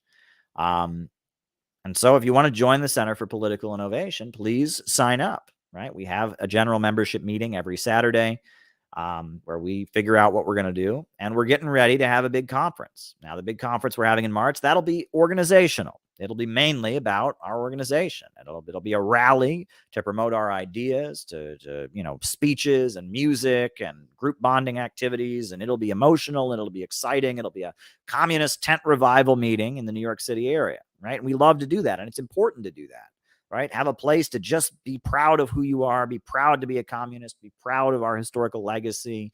It's really moving. Anyone who's ever been to a CPI conference, it is emotionally moving and spiritual and powerful. And, it's beautiful. I mean, you don't know how many people I saw crying and how many people in tears I saw at the Chicago conference, right? I mean, it was just beautiful what we did in Chicago with the Red Berets and Tara Reid was there, and the African People's Socialist Party was there, and supporters of Alex Saab was there, and Chris Alulli and Nick Brana of the People's Party were there. It was amazing what we did in Chicago. We're going to do that again. We are going to do that again in March in the New York City area. And then after that, we're eventually going to do it in the Pacific Northwest. We might do something in Northern California. But that's it was amazing. And we're getting better at it. We're getting better at it. Every time we do one of these conferences, it comes across a little bit smoother. We have already talked about how to make these conferences even more smooth. So we are going to have an amazing, kick-ass revolutionary rally on March 25th. Oh, I just gave the date away, didn't I? March 25th. I just gave the date away. Well, that's the date, but you don't know the location. March 25th, we are going to have a revolutionary anti-imperialist rally in the New York, New Jersey area. Details to come soon. And if you want to be part of planning that, and if you want to be part of contributing to that, by all means, join the Center for Political Innovation. No formal announcement. We don't know what we're going to call it and all of that. We're working all of this out. No formal announcement yet. Formal announcement will come when we're ready. But regardless, right? That's one thing we're working on. The other thing is trying to figure out operations, trying to figure out ways to insert ourselves into the political process, ways to, intervene. And I always talk about Mao and, how he saw the peasant movement, the mass uprising of the peasants, and he inserted the Communist Party into it. And that's how they became relevant. And before that, the Communist Party asserted itself into China's national liberation struggle. And that's how they became relevant. I've talked about how the Bolsheviks, they were aligned with the labor movement. And then later they became aligned with the struggle to bring down the Tsar. Then later they became aligned with the forces that wanted to end World War I and stop the war. And then they defended the government of the provisional government from the Kornilov reaction, and that's how they became relevant. And if we want to be relevant, we need to intervene and fit ourselves into the historical narrative. That's what we are struggling to do, and it's not an easy thing to do, right? And one thing I will say that must be said, right, is that that the ruling class would very much love for you to just be an internet communist, right? If you just sit on the internet talking about communism and making fun of people and sharing, old books that you're reading and all that, the ruling class doesn't give two shits about that. It doesn't matter. It really does not matter. It doesn't matter, right? It's very, very, very easy to just sit on the internet and think you're a communist and make fun of people and share memes and all of that. And the ruling class could care less if you do that. What the ruling class is afraid of is people forming organizations. That is what they are afraid of. They're afraid of people coming together and realizing they have a common interest, acting in a disciplined manner to do things to advance their agenda. That is what they are terrified of. When people get together and they form organizations and they trust each other and they learn to operate together, that scares the hell out of the ruling class. That's what they want to stop. And there's a reason that Netflix is obsessed with cults. It's talking about cults. Everything's a cult. Why? Because when people come together and form organizations and operate in a disciplined manner, they get things done, and that's a threat. And there's a reason. There are all kinds of Twitter accounts, all kinds of Facebook accounts, all just about spreading gossip about communist groups and accusing this group of that and that group of this. Why? Because as long as you're just sitting on the internet being a communist, no one cares. When you form a group, all of a sudden, you're getting something done, and that's a threat to the status quo. But I will repeat what I said in Chicago, which is that a storm is going to come. A storm is going to come. If you understand the objective laws of history, as I laid out earlier in the stream, you know that it's only a matter of time before a storm is going to come. It's only a matter of time before a storm comes. Before the crisis that we are in, the long-term capitalist crisis that we are in, escalates. And it's going to escalate. And if you think conditions are bad now, if you see the lines at the food banks, you see the instability in society, the divisions between the ruling class, there is going to be a moment pretty soon when that storm arises. When that storm arises, it will not matter how many likes we have on Facebook, and it will not matter how many Twitter followers we have, and it will not matter. None of that will matter. None of that will matter when the storm comes. When the storm comes, all that will matter is how much organizational infrastructure we have built. And that is all that will matter. All that will matter is, do we have an organization or not? Talk about Noah's Ark, right? Story is that Noah got a message from God that the flood waters were going to rise. There's going to be a big flood. So Noah started building an ark. And his neighbors all thought he was crazy. Other people thought he was a lunatic. You know what? There was probably people in Noah's life said, Noah, why aren't you starting a business? He said, no, there's going to be a flood. I'm going to focus on building my ark. There's probably people in Noah's life said, Noah, why don't you go plant some crops so we can grow some food? And he said, well, nope, I'm going to focus on building this ark. And when the floodwater came, did it matter? That business that somebody else was working on? Nope, that business got swept away. And did it matter, those crops that farmer had planted? Nope, that field was under the ocean. When the storm comes, all that will matter is whether or not you've built your goddamn ark or not. When the storm comes, all that's going to matter is how much of an ark we've built. But when we have an ark, there's going to be a lot of people that are going to want to get on it as the floodwaters rise. And rather than trying to take shortcuts, and rather than trying to be popular in the moment, and rather than trying to get Facebook likes and shares, and rather than trying to operate as if things are going to operate the way they are now,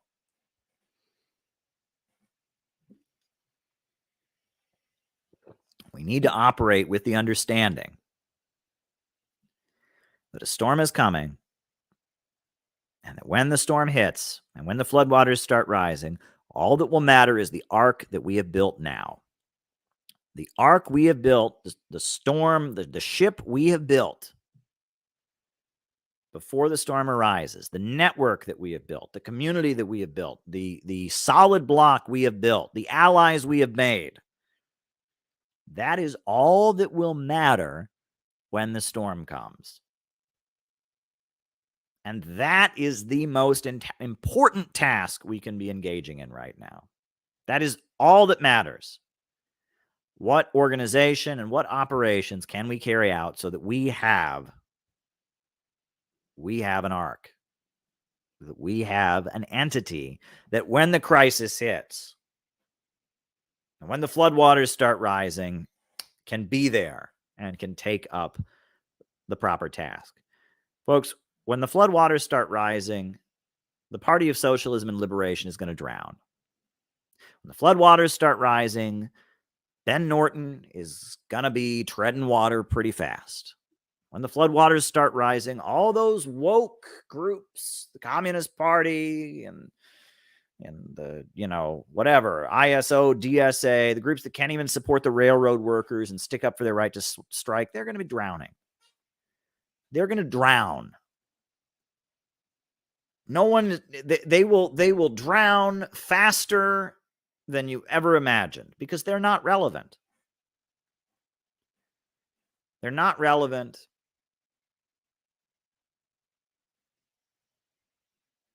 However, if we can figure out how in the precious time we have remaining, because there's not much time left, right? I'm a person who's very go, go, go. I want to do everything now. I don't have the patience I should have, but I am telling you, we don't have that much time. We don't have that much time. We have some time, but we don't have that much time. And there is an urgent desperation now to build the ark, build the ship before the storm comes. Because if not, that floodwater is going to come away and we're going to drown. And your Facebook doesn't matter. And your Twitter doesn't matter. And your YouTube doesn't matter. None of that matters. None of that. I mean, if we don't build the ark now, when the crisis comes, we won't have what we need. And everything else is secondary. The only reason I'm on here preaching right now, is because I'm trying to get this ark built. That's why I'm on here preaching right now. The only reason we're doing CPI conferences is because we're trying to get this ark built. The only reason I'm obsessively trying to figure out who we can align ourselves with is because this ark needs to be built. Like, that's it. That's all that really matters. Everything else is secondary. Everything else is background noise. Okay? I want to say that. And I also want to make one final comment.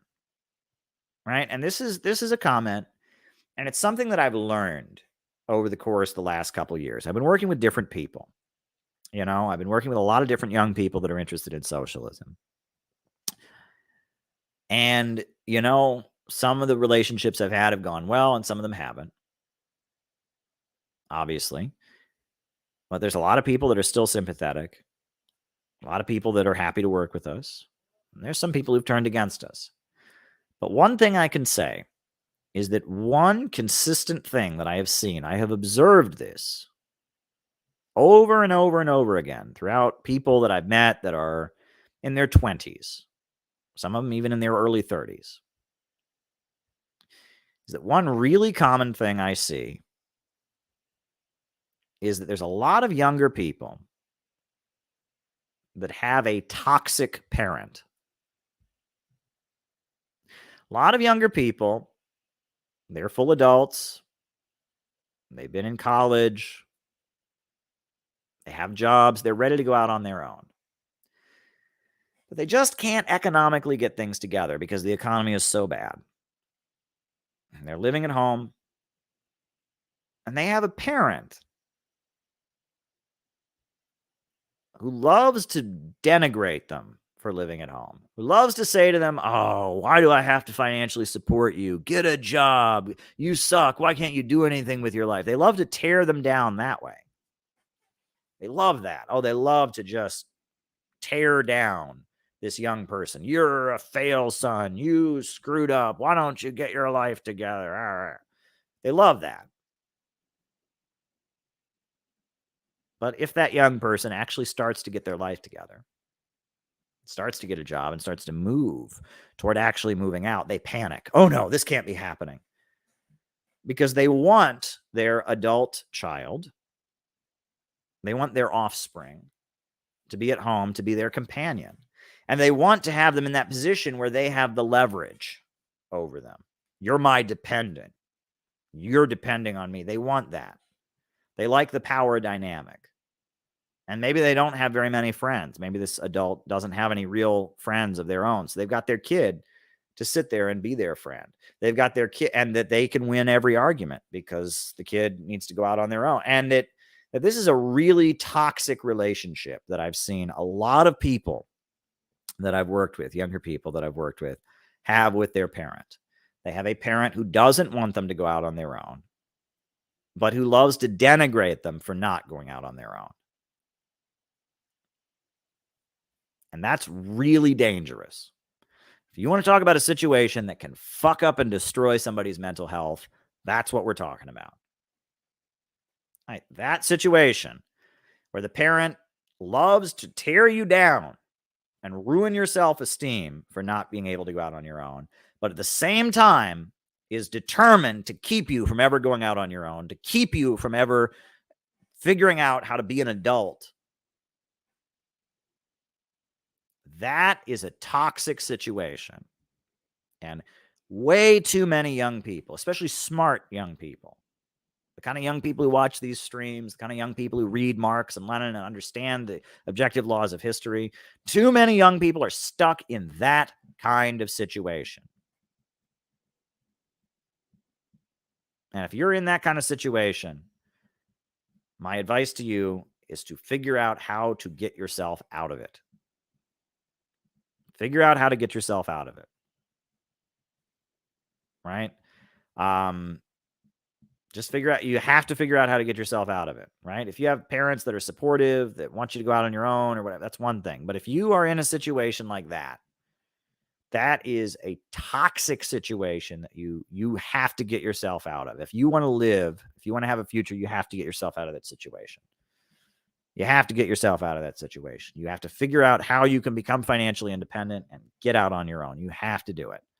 Because if you live that way for the rest of your life, you're just going to lose it. I mean, it's just a toxic situation. And it's me talking about this that is the basis for people claiming that I separate people from their families. Because every person who's ever made the allegation that I separate people from their families has been in this situation. Every single one.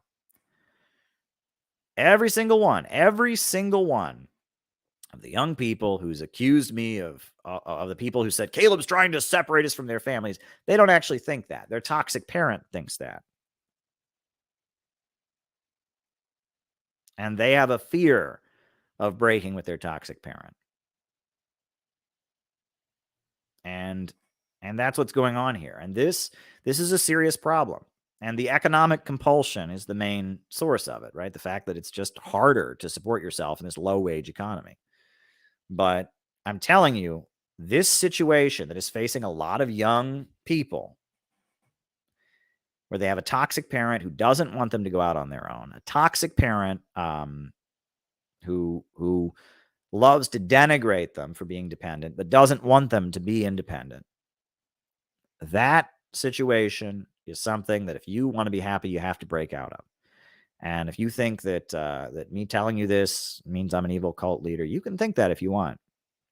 But if you want to go somewhere in your life, you want to be happy, you want to find self-esteem and satisfaction, you have to get out of that situation. And that's been on my mind a lot this week as I process different people I've known and all of that. You're in that situation, you need to get out of it because it's a recipe for disaster. And I see the chat is full of people lighting up, agreeing with me. Thank you. Thank you. And remember, Caleb eats babies. Caleb eats babies. All right, folks, names and locations, names and locations. I will call you out as I see you. Names and locations, names and locations. And if anyone has any more super chats, anything they want me to talk about, I've only got 2 of them written down. So if there's anything else people want me to talk about, by all means, send me a super chat. I'd be happy to answer people's questions. So we got Gavin, good friend Gavin in Western Illinois. We got Yes Sir. We got Epstein Island. Nate from Chicago. We got Ryan in California. Maupin Time in Scotland. Justin in Riverside, California. Jose in Texas. We got Los Angeles. We got Lori Spencer in Oklahoma Plains. St. George. Brian Preston. We got Ian Foster in England. Jenny Lynn in Cincinnati. Cleveland Pirate Alex. Bismuth in Milwaukee. We got Alex from Brazil. Toronto, Canada. Jared from Virginia. Charles in New York City. Stephen Ann in North Georgia, Ferris in Brumley, Johnny Blaze in Virginia. We got Yuri in New York, Juan in Quito, several from yesterday. I think we answered all of them. I hadn't read those Mark's pieces. Kieran from San Diego, Edward Allen in Kentucky, Heidel in Edelweiss, Twin in Twin Cities, Ellis, Minnesota, Interstellar, David for Rennie from Ontario, Patch in Arizona, St. David's, Bermuda. We got James in Thailand and Phuket, Thailand, right? Very, very good. Tristan in Maryland. Shout out to you, Tristan. All my best wishes. All my best wishes. We got thoughts on Matt Taibbi's exposure of Hunter Biden's laptop.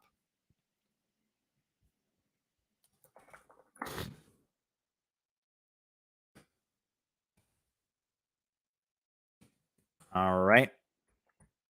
Very, very good. Very, very good. David in New Zealand, Kiwi David. We got Jonathan Mahari in Sweden. Very good. Jonathan. All right. Very, very good. Anyone else? Names and locations. Names and locations. I will call you out as I see you. We got Bob Troy in New York. Welcome, Bob. Bob. All right. We got Mr. Wonderful from Qantas. Very, very good. Very, very good. So glad to have you, Mr. Wonderful. Mr. Wonderful. Anybody else? Names and locations. All righty. All righty. We got Maddie in California. Right. We got a member of the Communist Party in Chicago. We got Fiorello in Los Angeles. All right. Very, very good. Very, very good. All right. All righty. All right. So now I'm going to answer. I've got 3 super chats here that I will answer one by one. The first one is someone telling me I should get jacked at the gym. Yeah, I mean, I need to get a personal trainer or something. I have been going to the gym like every day, but I'm better. Like I'm getting more muscular and stuff, but I'm not like going all in, right? I'm not getting jacked, so to speak. So maybe I should get a personal trainer. I am enjoying working out. It is really improving my mood. It pumps me up. It gets me going. I was talking about that at the beginning of the stream, how especially in the winter when your body just wants to curl up, if you drag yourself out of bed and go to the gym and get sweat pouring down your face and or lifting those weights, and it's really, really good for you. It's really, really good for your mood. I mean, keeping yourself going in times when your body is just doing the, it's interesting, but a lot of people talk about how like depression is in your body. It's a general exhaustion. It's a general exhaustion, right? It's a mood where you don't want to do anything. It's like an exhaustion that takes over your body. So if you make your body keep going, right?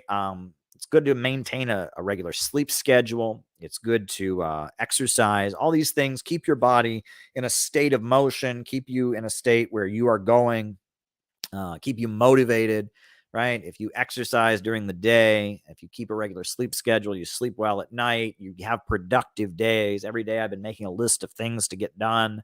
I have a lot of tasks I'm trying to get done. There you go. There you go. I will mention, since we're on here, right, that we had a great patrons only stream, really great patrons only stream that just took place on on on Monday, or no, it was December 1st on Thursday.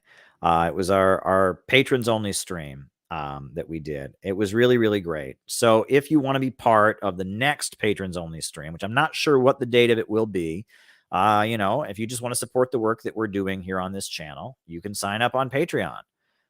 So I will post the link. I will post the link to the Patreon, and you can support us. So there we go.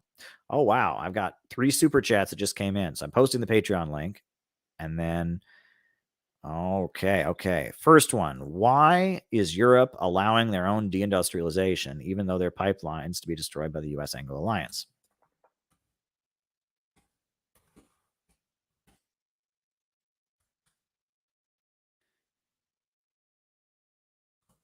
Their own pipelines. Anglo Alliance. All right. Next question is, do you consider yourself a social progressive? Yourself, social progressive. Actually, no, I'm a regressive. I want to move backward. Just kidding. That was a joke, but no. I mean, I'll give a real answer when it's time. And then the last one is a Maddie who couldn't super chat asks, okay, Caleb, can you tell us how to get your newspaper so I can convince people to be anti-capitalist and get out of the movement to the masses? I don't have a newspaper, but let me write it down.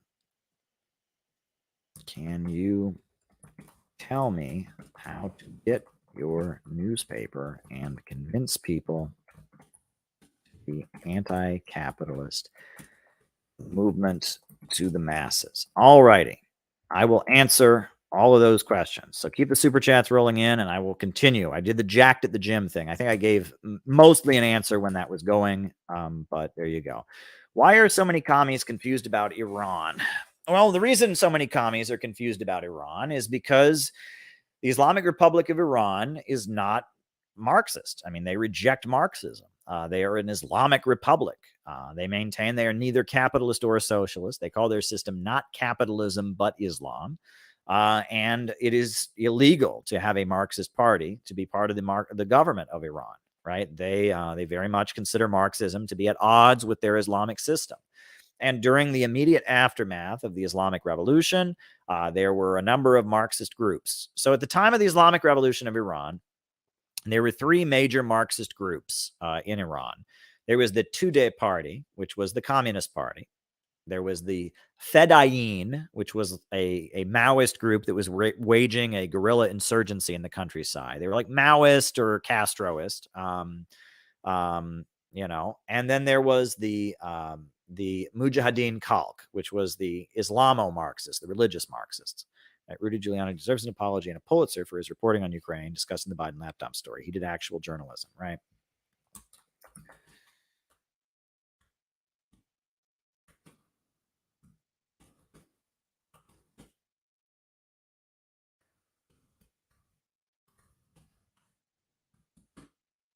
All right, wrote it down. Thank you, Lori. And thoughts on the Alex Jones Yee interview?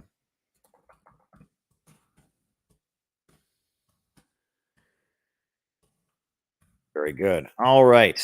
All right. So in Iran, there were the three communist groups.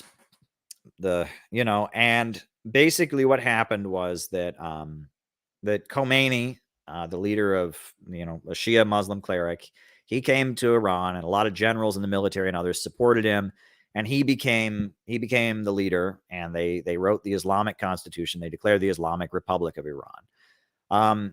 And at that point, the Communist Party, they changed their name. They started operating under Islamic organizations, and their feeling was that because Khomeini was an anti-imperialist, and because of the fact that the Soviet Union was fighting U.S. imperialism, they figured that their strategy was to dissolve officially, but function underground within the Islamic Republic.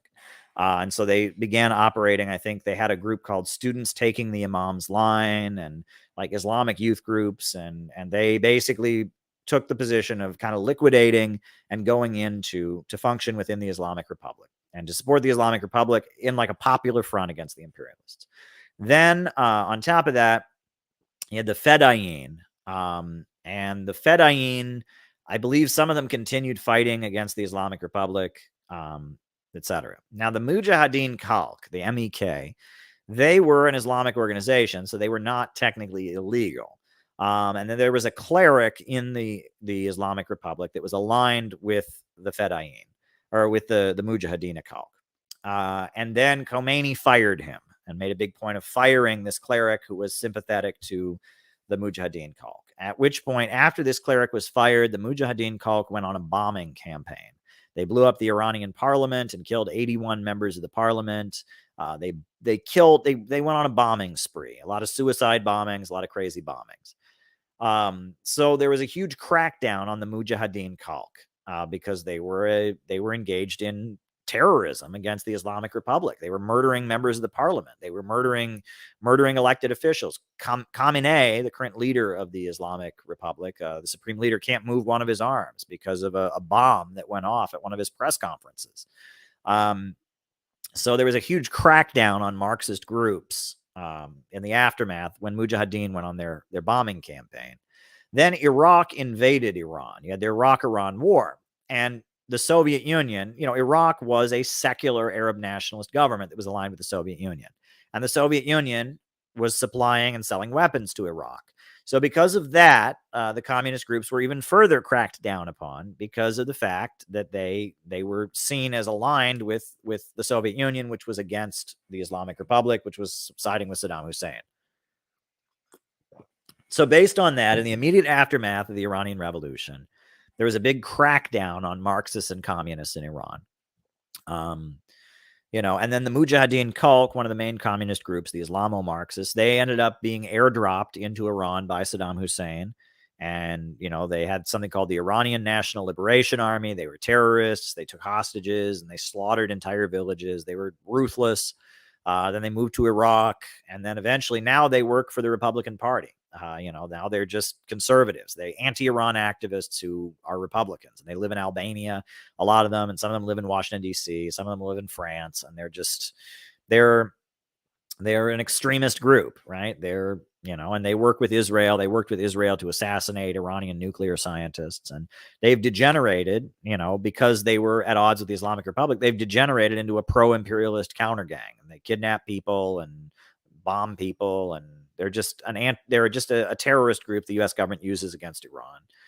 Tudeh, right? There's a number of members of the Tudeh party that are in exile. There's different formations, and then within Iran, there are communists in Iran who support the hardliners. They support the Islamic Republic, right? They supported Ahmadinejad. They support Riazi, and they are anti-imperialist.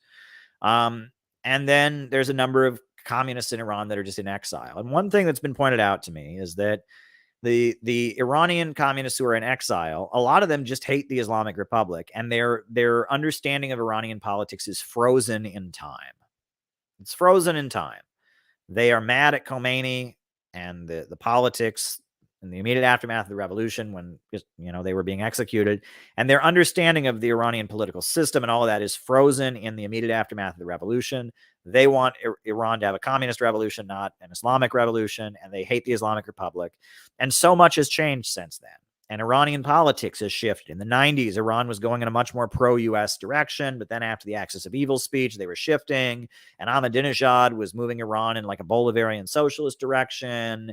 And Iranian politics, Iran is a much more anti-imperialist state now than it has been, right?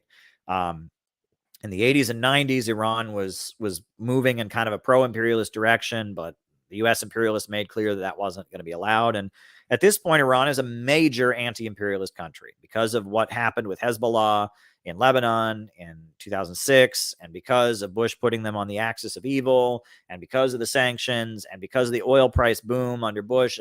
And at this point, the Islamic Republic of Iran is a very revolutionary anti-imperialist government, right? And the economic system, I mean, it's centered around the state, the Islamic Revolutionary Guard Corps, and that, yes, there is a big section of the Islamic Republic that does want, that isn't revolutionary, right? There's a big reformist wing. There's a big, Pahlavistic, nationalist. There's a lot of entities within the Islamic government that are represented within the Islamic government that are not revolutionary, no question about it.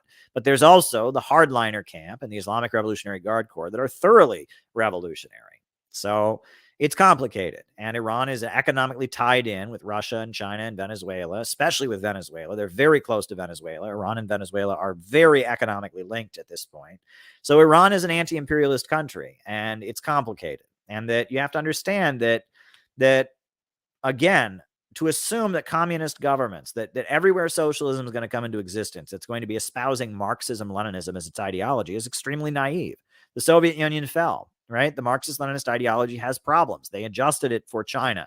Deng Xiaoping theory, socialism with Chinese characteristics, Bolivarianism in Latin America, right? And that Marxism-Leninism is the basis. And we should all know Marxism-Leninism very well. That's probably the most key ideology to understand socialism and anti-imperialism. Marxism-Leninism is the basis for all of it.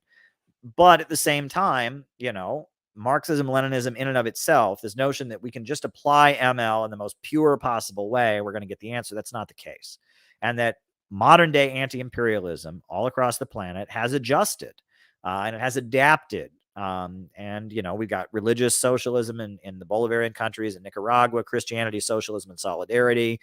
We've got Islamic revolutionary ideology in the Middle East, and, Ba'athist Arab socialism in the Middle East. We've got, the Chinese Communist Party and their thing, the Juche ideology on the Korean Peninsula. That ML is the basis, and you should know ML very well, and you should study ML. That's the foundation. But sticking just to ML in this point is not correct, right? That we need to get out of the dogmatism of just sticking to ML. All right. Next question.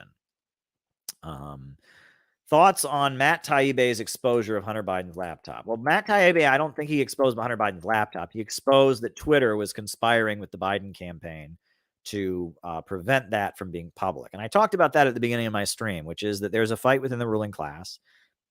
And it appears that there was a united effort on the part of the intelligence agencies and others to depose Trump and bring Biden into office. And part of that was, manipulating social media and outlawing the Hunter Biden laptop story. And they told us all it was Russian disinformation. It turned out to be true. And now I showed the clip earlier about the role of the Disinformation Governance Board. And it appears that just like they have consistently been waging war against all anti-imperialist messaging, now they are starting to view any dissident factions of the ruling class, dissident elements within the USA as being linked to that.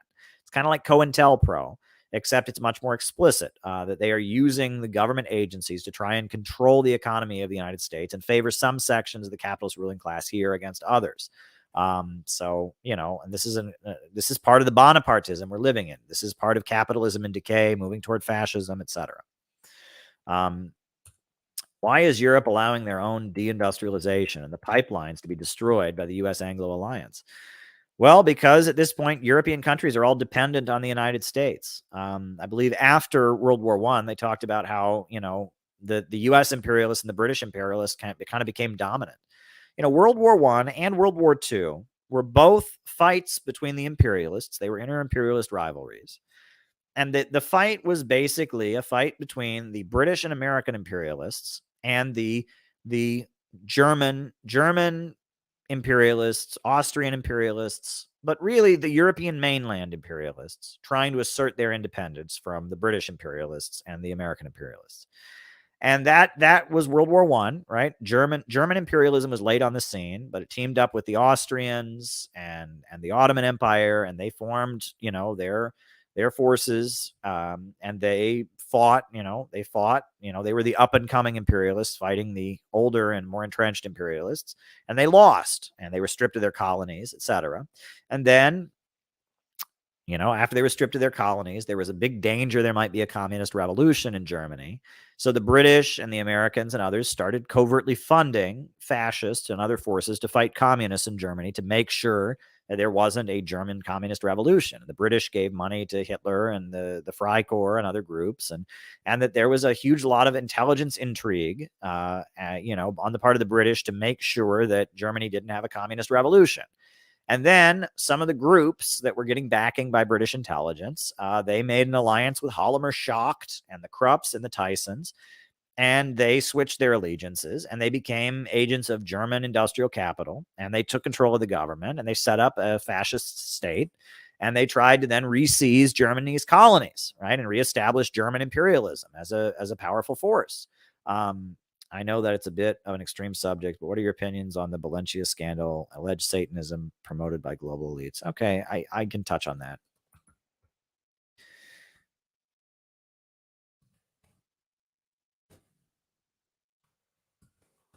All right.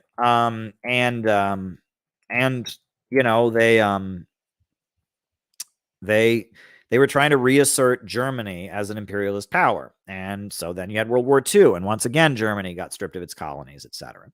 And that Hallomer-Schacht, he was the economist of Nazi Germany, and he was found not guilty at Nuremberg. He was released. And after that, he spent his entire career lobbying the German government to be friendlier to the Soviet Union, to be friendlier to Egypt and other anti-imperialist states.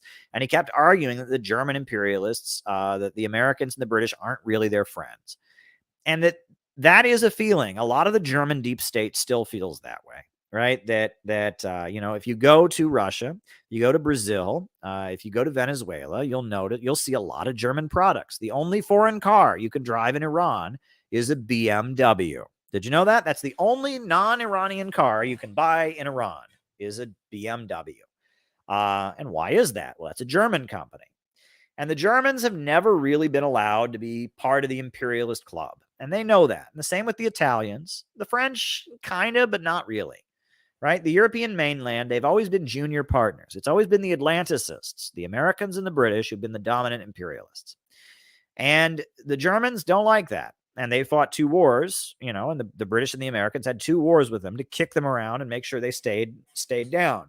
And as a result of those wars, they're not allowed to have their own real military, so to speak. They have U.S. troops still on their soil. And that the USA and Britain have done a lot, especially since World War II, to make sure the Germans never really assert their independence again. And every time, it starts to look like the Germans are asserting their own kind of agenda, they get kicked around. And, Volkswagen, the German car maker, gets messed with every so often, right? And that you can see very blatant examples of this. And every so often, something comes to the fore. But for example, France is all about nuclear power. France loves nuclear power. The state-run nuclear power company of France was started by a communist. And so the British and the Americans have gone out of their way to have a campaign against nuclear energy because they don't want France and the European mainland to become more independent and have their own energy, right? They want them to be dependent on American and British oil companies, right? So nuclear power France supports, and the British and the Americans oppose it. France helped Saddam Hussein in Iraq to start his own nuclear energy company. And then the Israelis murdered a French citizen. They attacked Iraq in the 80s and bombed and destroyed their nuclear power plant and killed a French citizen. Greenpeace targets the French, right? The environmental activist group that's paid for by big oil. It's just a big oil, environmental degrowth group. They harass the French. So the French government, I believe, has assassinated Greenpeace activists. They were harassing French ships. And so the French government, French intelligence, actually did some assassinations of Greenpeace activists. So this push and pull between the European mainland and the British and the Americans seems to be an ongoing thing. And we remember freedom fries. When Bush was in office, the invasion of Iraq, we changed French fries to freedom fries. We were all supposed to hate the French because they were cheese-eating surrender monkeys or whatever. And that was an ongoing thing. But the United States and Britain have worked very, very hard to maintain control over the French and the Germans. And what the new right, Alternative for Deutschland, the new prime minister of Italy, what's her name, Le Pen in France, they are the domestic capitalists of Germany and France and Italy saying, what do we have? Why do we have to be part of the alliance? Why do we have to be working for the NATO? What do we have to gain from fighting Russia? And that's why those parties are labeled fascist. That's why the social media companies work against those parties. That's why there is the European Union and NATO and all these forces are set up to try and prevent the national capitalists of those countries from asserting their independence. France is an imperialist country. Germany is an imperialist country. Italy is an imperialist country. Duterte.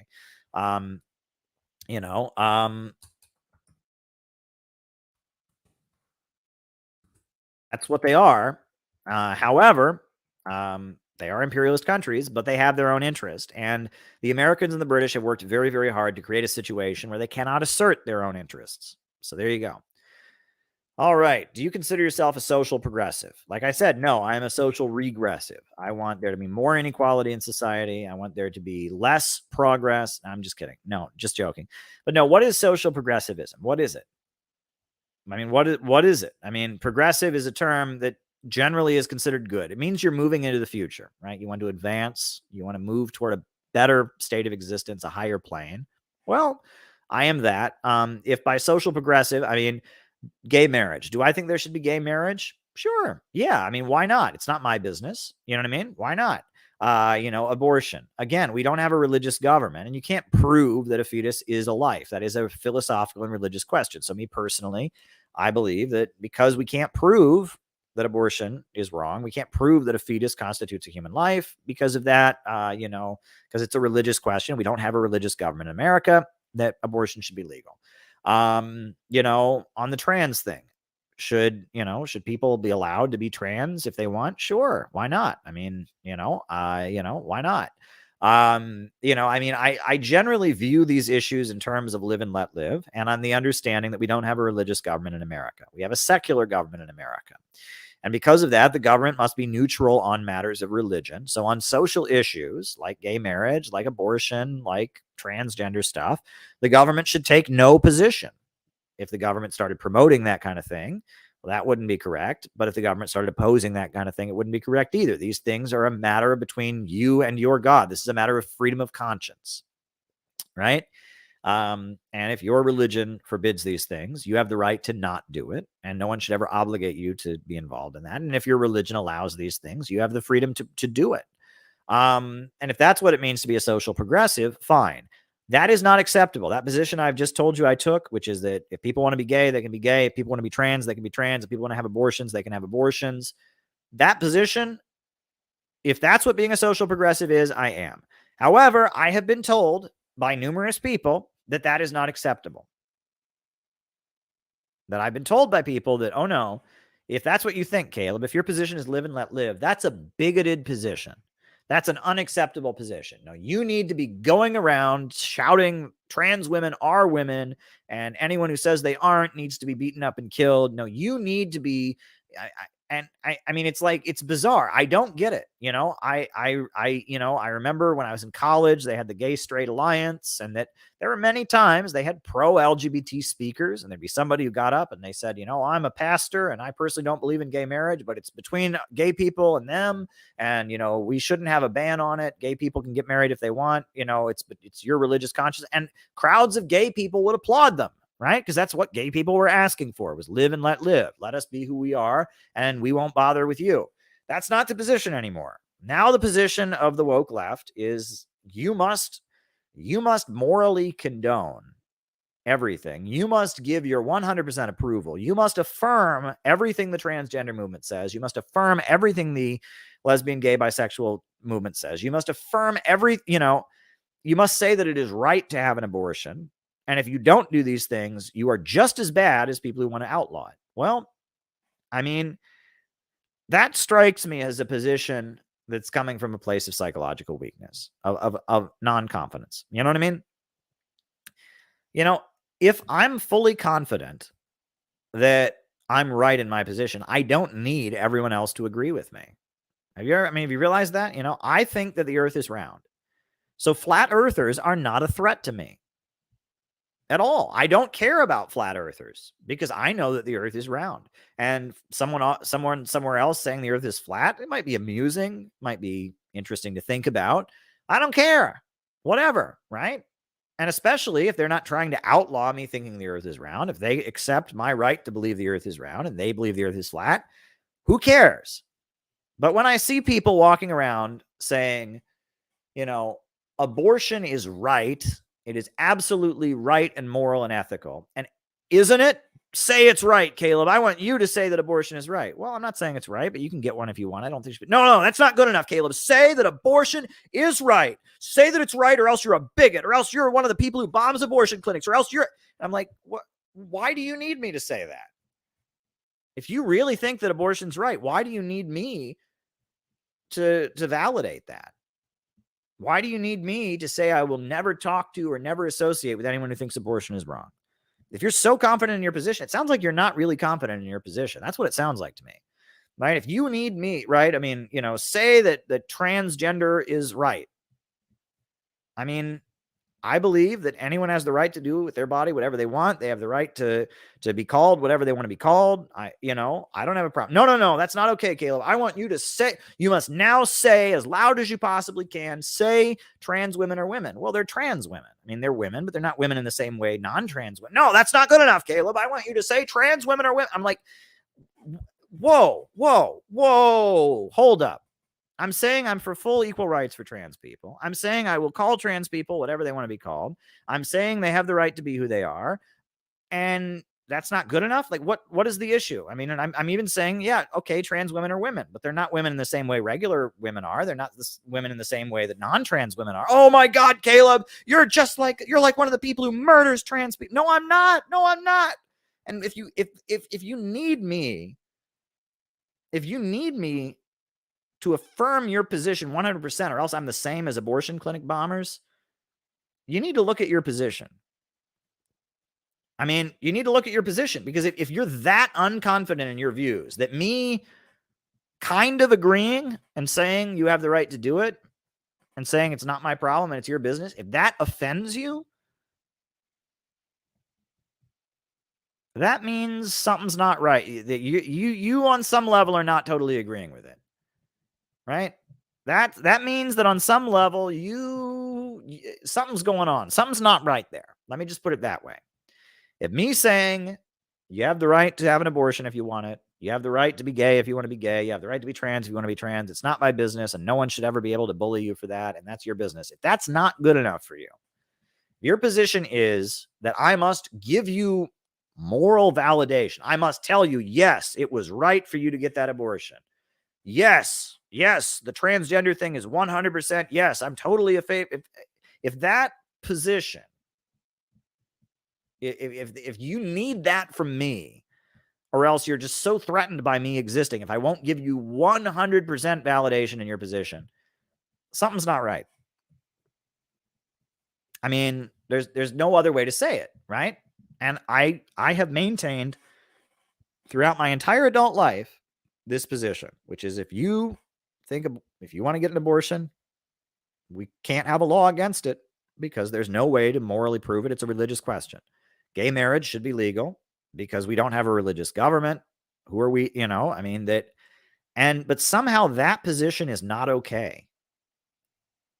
When people are so adamant that that position is somehow not okay, something's wrong. So if what I just said here, if that makes me not a social progressive, I guess I'm not. But I feel like I am socially progressive. I'm just not woke, and I'm not insane. Is that fair? I'm not insane, right? I'm not insane, and I don't understand why it is suddenly my obligation to morally validate and reassure everyone who does something, that is against the traditional conservative way of doing. Why am I, it reminds me like when I was in high school. There's this guy who joined the army, and I was against the Iraq War. And he was going around telling everybody, I'm joining the army. I'm joining the army. And he walked up to me one time, Caleb, I'm joining the army. I'm like, okay. He's like, why aren't you congratulating me for joining the army? And I said, because I think the Iraq War is wrong, and I don't think what the U.S. military does. And he lost his mind, right? I mean, it's like, just because he joined the army, it was my job to like morally validate him for joining the army. That's why he was joining the army, is he wanted everyone to go, good for you, joining the army, young man. Well, I wouldn't do that. So I was somehow a threat to him. Well, I mean, he can join the army if he wants to join the army. But the fact that he was so upset that I wouldn't give him a, oh, wow, I'm so proud of you, young man. I mean, something's off there. Sounds like his decision to join the army was based on this desire to get other people to like him or get approval or something like that. So there you go. And that's probably not a good decision. But there you go. Can you tell me how to get your newspaper? I don't have a newspaper. And convince people to be anti-capitalist out of the movement to the masses. Well, I mean, you can share my videos with people. You can order books from the Center for Political Innovation. Send me an email, calebmaupin@gmail.com, and we can figure out how to have, some books shipped to you. I generally give people books at cover cost, and then they can sell them for whatever they want or distribute them however they want. We have the Green Book. We have other books. So if you want to distribute some of our books, by all means, just send me an email, calebmaupin@gmail.com. You can join the Center for Political Innovation. We can plug you into our outreach efforts. And in fact, one of the things the CPI is doing is we are training people. This is a great effort by Elizabeth. Shout out to Elizabeth if you're watching. We are training people to give the Saxton lectures. The Saxton lectures that I gave in Saxton, Pennsylvania, were designed to be replicable, to be copied. They are outlines of 8 classes that if you take those classes, you understand all of what CPI is about. So right now we're actually training people to give the Saxton lectures. And there's a number of people in different parts of the country who are going to do one of the Saxton lectures in their area, but they're going to train with the group. I'm going to be involved. Other people are going to be involved in helping them learn to give them by themselves. And we want to train different people around the country to be CPI lecturers. So if you want to convene a class, a CPI class in your area, by all means, get in touch with the CPI and we'll make it happen, right? And we'll help you to do it. We'll help you to lead it. Maybe if you don't want to do it yourself, maybe we can arrange for someone to come to your area and give it. But we're trying to train people to give CPI classes on their own. And we have the manual, right? This manual is also designed for classes. This is the Center for Political Innovation Educational Manual, the CPI Education Manual. And it is a number of books that are articles, pieces that are designed. It is a book designed to introduce you to Marxist thinking. It's the manual to give classes. So if you want to educate people, get some manuals and start doing classes. Just read a section and then do the study questions for each section. That's another thing you can do if you want to educate people, is get a copy of the educational manual and start doing classes in your area. But the main thing is you ought to join. So you're in touch with other people that are doing the same thing. The more you're plugged in with our work. So you really ought to join the Center for Political Innovation. But if you want copies of our CPI educational manual to do classes, or if you want to be part of this effort to start doing Saxton classes around the country, by all means do it. All righty. Next question. Rudy Giuliani deserves an apology for his work around Biden's laptop. Yeah, he does. I mean, I don't like a lot of what he said about the, how the elections were stolen by communists from Venezuela or something. I didn't buy all of that. But the fact that, he was right. And the fact that he was so demonized over the Hunter Biden laptop, he was telling the truth the whole time. He deserves an apology. And the Hunter Biden laptop story, they told you it was Russian disinformation, Russian propaganda, and it was true. And it was true. And now that the midterm elections are over, and now that everyone's kind of realizing that Biden probably ain't running for president again, he's a lame duck. Now all of a sudden, everybody can recognize that it's true. And I mean, that just shows how ridiculous, how utterly ridiculous the mainstream media is, how controlled by intelligence and by the intelligence agencies it really is, because this story was true the whole time. And they told us it was Russian disinformation. Don't believe it. Don't believe it. And now it's true. So there you go. Alex Jones Kanye interview. I only watched Alex Jones's Yee interview. I only watched the first hour of it. It was a little painful. I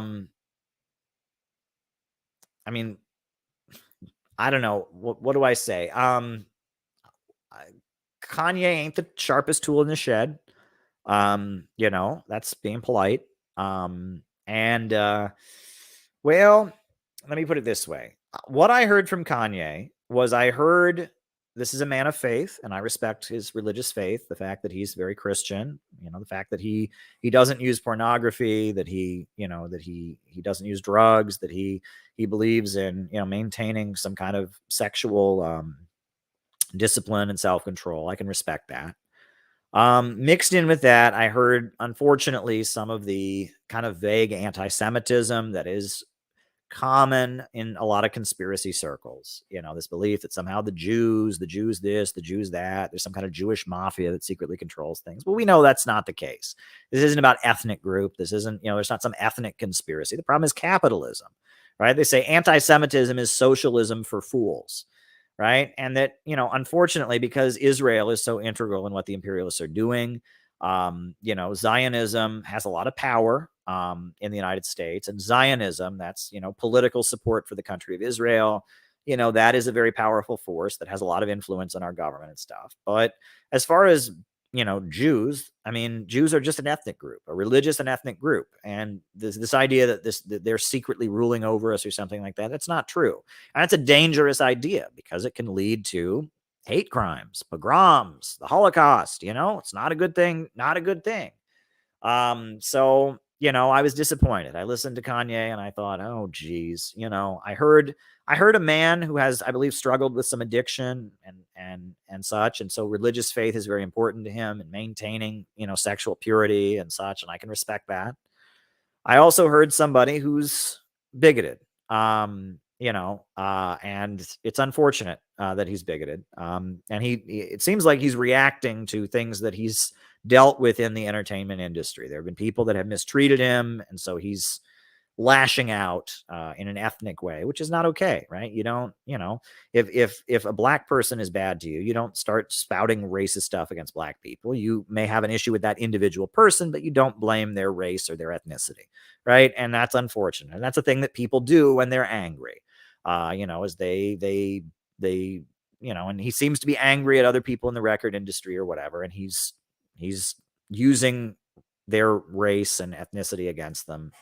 And that's not a good thing to do, right? I don't endorse any kind of ethnic bigotry, none, right? And that's completely separate from the question of Israel and Zionism, right? Zionism is an organized political movement, most of whom's adherents are Christians, that supports Israel, and that's one thing. But you don't attack people on the basis of their ethnicity. You just don't do that. That's just not acceptable.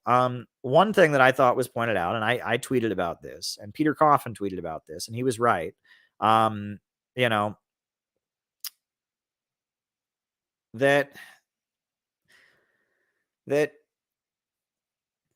I'll write it down before I say what I was going to say.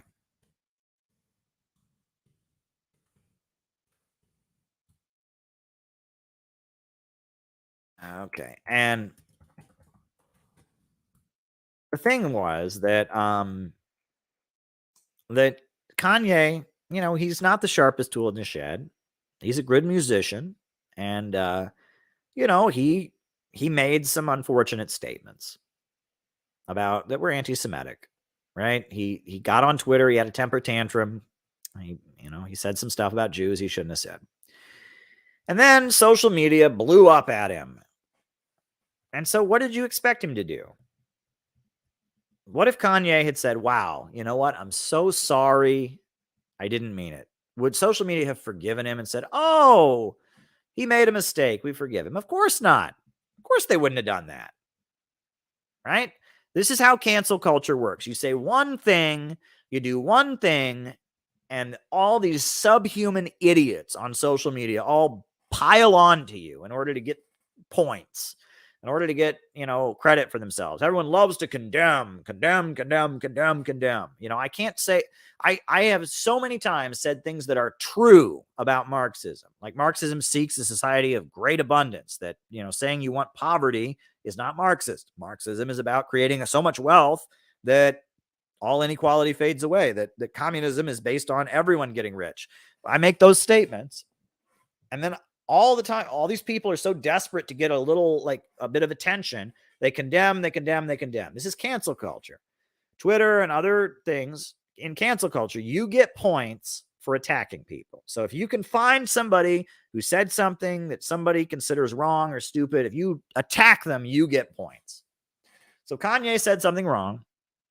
And so the whole universe piled onto him, just swarmed onto him.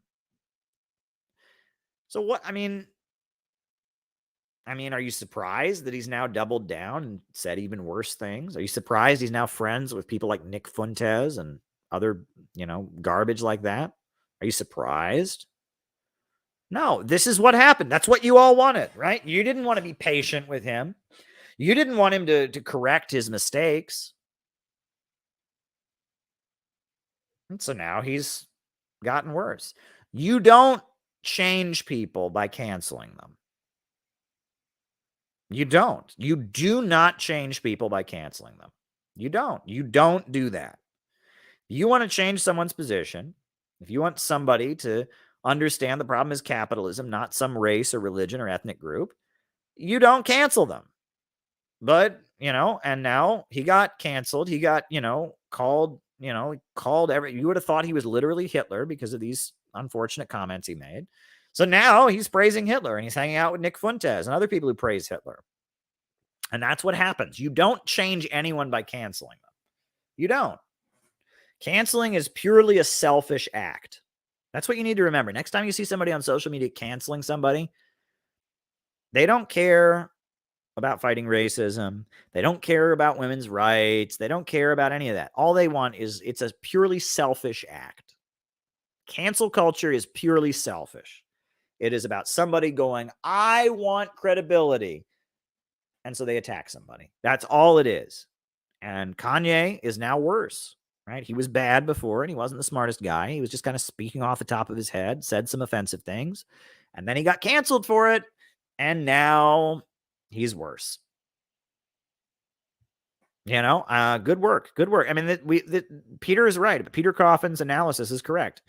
And this is what happens. You don't help anything by canceling people.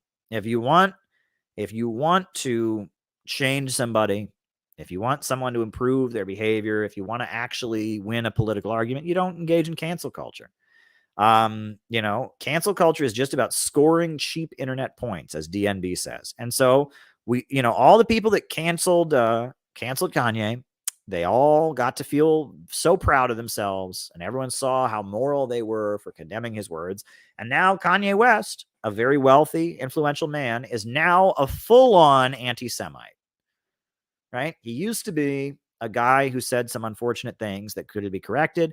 And you all you did was now there is a new Hitler sympathizing celebrity. Great work, guys. Great work, right? We went from a celebrity who said some unfortunate things to now we have a new full-on anti-Semite celebrity.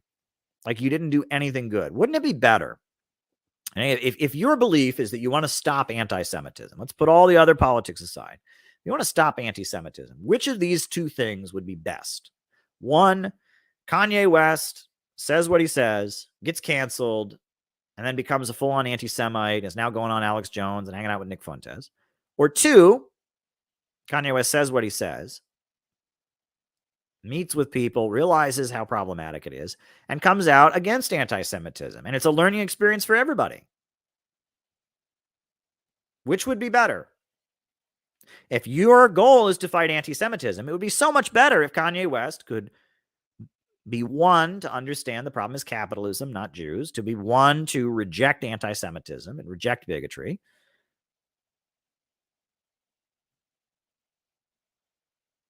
and educate people about it. But people don't want what's best. People don't want to just oppose anti-Semitism. It's not about that. It's about the people doing the canceling, feeling all righteous and good about themselves.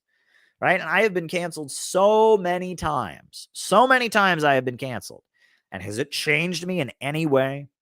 Have I changed as a result of being canceled? No. No, I haven't. If anything, I've gotten more angry. I've gotten more pointed. Right? And all these people who don't like my positions, they cancel me. 24 hours a day, I got people tweeting at me and attacking me and all of that. And I have never once changed my position because some idiot on Twitter attacked me over it. And so I know what it's like. I've been in Kanye's shoes before. I don't feel that I'm saying racist or offensive things. I feel that I'm being targeted. And I can guarantee you, when there's a flood of hateful, nasty tweets coming in about you, it doesn't change your position on anything, right? And it just reinforces that you're under attack and you have to defend yourself, right? And I do not understand. I really do not understand why people can't see this, right? And it's really unfortunate. And that cancel culture in the long term is reinforcing all the very things it claims to oppose. Racist people are becoming more racist. Actual Nazism is expanding. All the things that the people, the righteous cancelers think that they're fighting against are all getting stronger. So there you go. All righty. Balangenzia scandal. Well, look, obviously anything sexual should not be around children. You know what I mean? People under the age of 18 should not be put into sexual situations. Minors, and especially prepubescent children, no sexual thing should be done around them. And I have no idea what that company was thinking when they did that or why they did it. I mean, it's bizarre. It's utterly bizarre to me that this happened, and it indicates that there's some weird stuff going on. There's some weird stuff going on in the ruling class, and that there are different agendas beneath the surface, and something not right's going on there. That's pretty clear. When we talk about the ruling class being satanic, right? When I talk about Satan, I mean, I have a whole speech about Satanism and stuff. Ideological Satanism, the teachings of Anton LaVey, which are also the teachings of Ayn Rand and Milton Friedman and Adam Smith and Nietzsche. That is the religion of the ruling class. They are already Satanists in the ideological sense. They believe in the glory of the individual. They believe in might makes right. They believe that morality is just something for suckers. Is just the vengeance of the weak against the strong. What literal Satanists believe is Satanism, they already believe. Now, whether they're actually organized into some group that drinks blood and prays before statues of horned goats or something, I kind of doubt that. But the ruling class, they believe in philosophical irrationalism. They believe in Nietzsche and his teachings. They believe in Ayn Rand. They believe in Milton Friedman. They believe in a satanic ideology. They believe in the law of the jungle. They believe that the strong should rule over the weak with no restraints. They believe morality is for suckers. So, I mean, there's no need to invent a Hollywood horror movie to explain them being satanic. They are literally believers in ideological Satanism already. That's what they believe. They're anti-human. Anton LaVey, he said, man is just another animal, sometimes better, but often worse than those that walk on all fours. That's what they believe. They believe humans are just another animal. The Satanic Bible, the writings of Anton LaVey, that is what they believe. The ruling class of the United States believes that. So there's no need for there to be an elaborate conspiracy theory,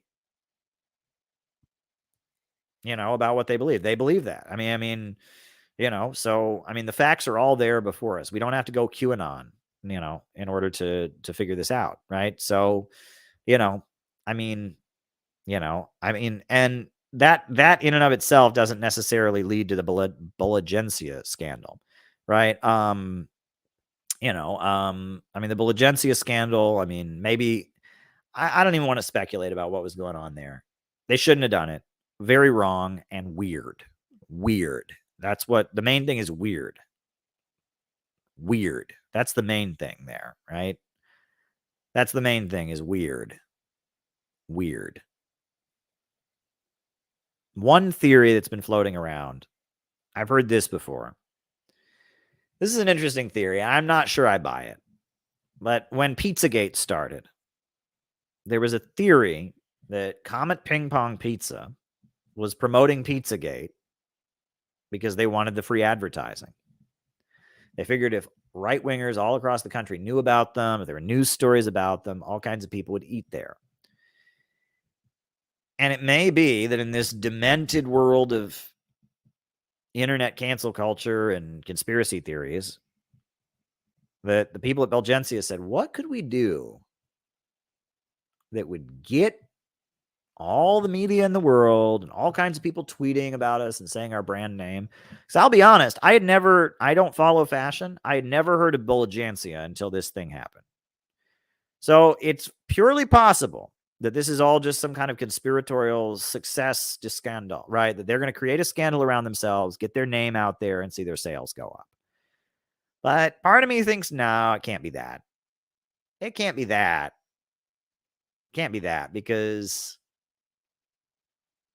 that's too simple. And you did commit a crime against children, for Christ's sakes. I mean, it'd be one thing if this was just like they made a nasty comment in their advertising, but this is a crime against children. So something's off. And I really don't know what more to say about it, but something's off. I've seen the same stuff that you've seen, and something's off. Something's not right. All right. Duterte. Well, he was a leader of the Philippines who was more pro-China and less pro-US. I was hoping he would be a full-on socialist. He wasn't one, but he was good in a lot of ways. He's kind of a populist. And the Philippines has continued down, a path of getting closer to China. So that's a good thing, right? So there we go. Was the U.S. invasion of Korea to launch into China or something else? Yeah, it was an effort to beat back the spread of communism. It was the Truman Doctrine, containment. They didn't want communism to expand, right? And that the Korean Peninsula, they wanted to have an election for the entire peninsula, and they wouldn't allow it. And China had just won the Civil War, and Truman was under attack by the Republicans of who lost China. That was the attack he was facing. Who lost China? And and on the Korean Peninsula, the military regime backed by the United States was under threat because the population was against them. So you had a situation where the United States felt obligated to back up Syngman Rhee and go in. And yes, they thought this was their opportunity to crush the Democratic People's Republic of Korea and then move in on China. Yeah, I think that makes sense. So if you look at the history there, and the Chinese government, the Chinese People's Republic had just been declared shortly before. So yeah, there you go. All right, folks, it's been fun. A new upsurge in the struggle against U.S. imperialism is now emerging throughout the world. Ever since World War II, U.S. imperialism and its followers have been continuously launching wars of aggression, but the people of various countries have been continuously waging revolutionary wars to defeat their aggression. While the danger of a new world war still exists and the people of all countries must get prepared, revolution is the main trend in the world today. While the danger of a new world war still exists, and the people of all countries must get prepared, revolution is the main trend in the world today. Thank you, everybody, and good night.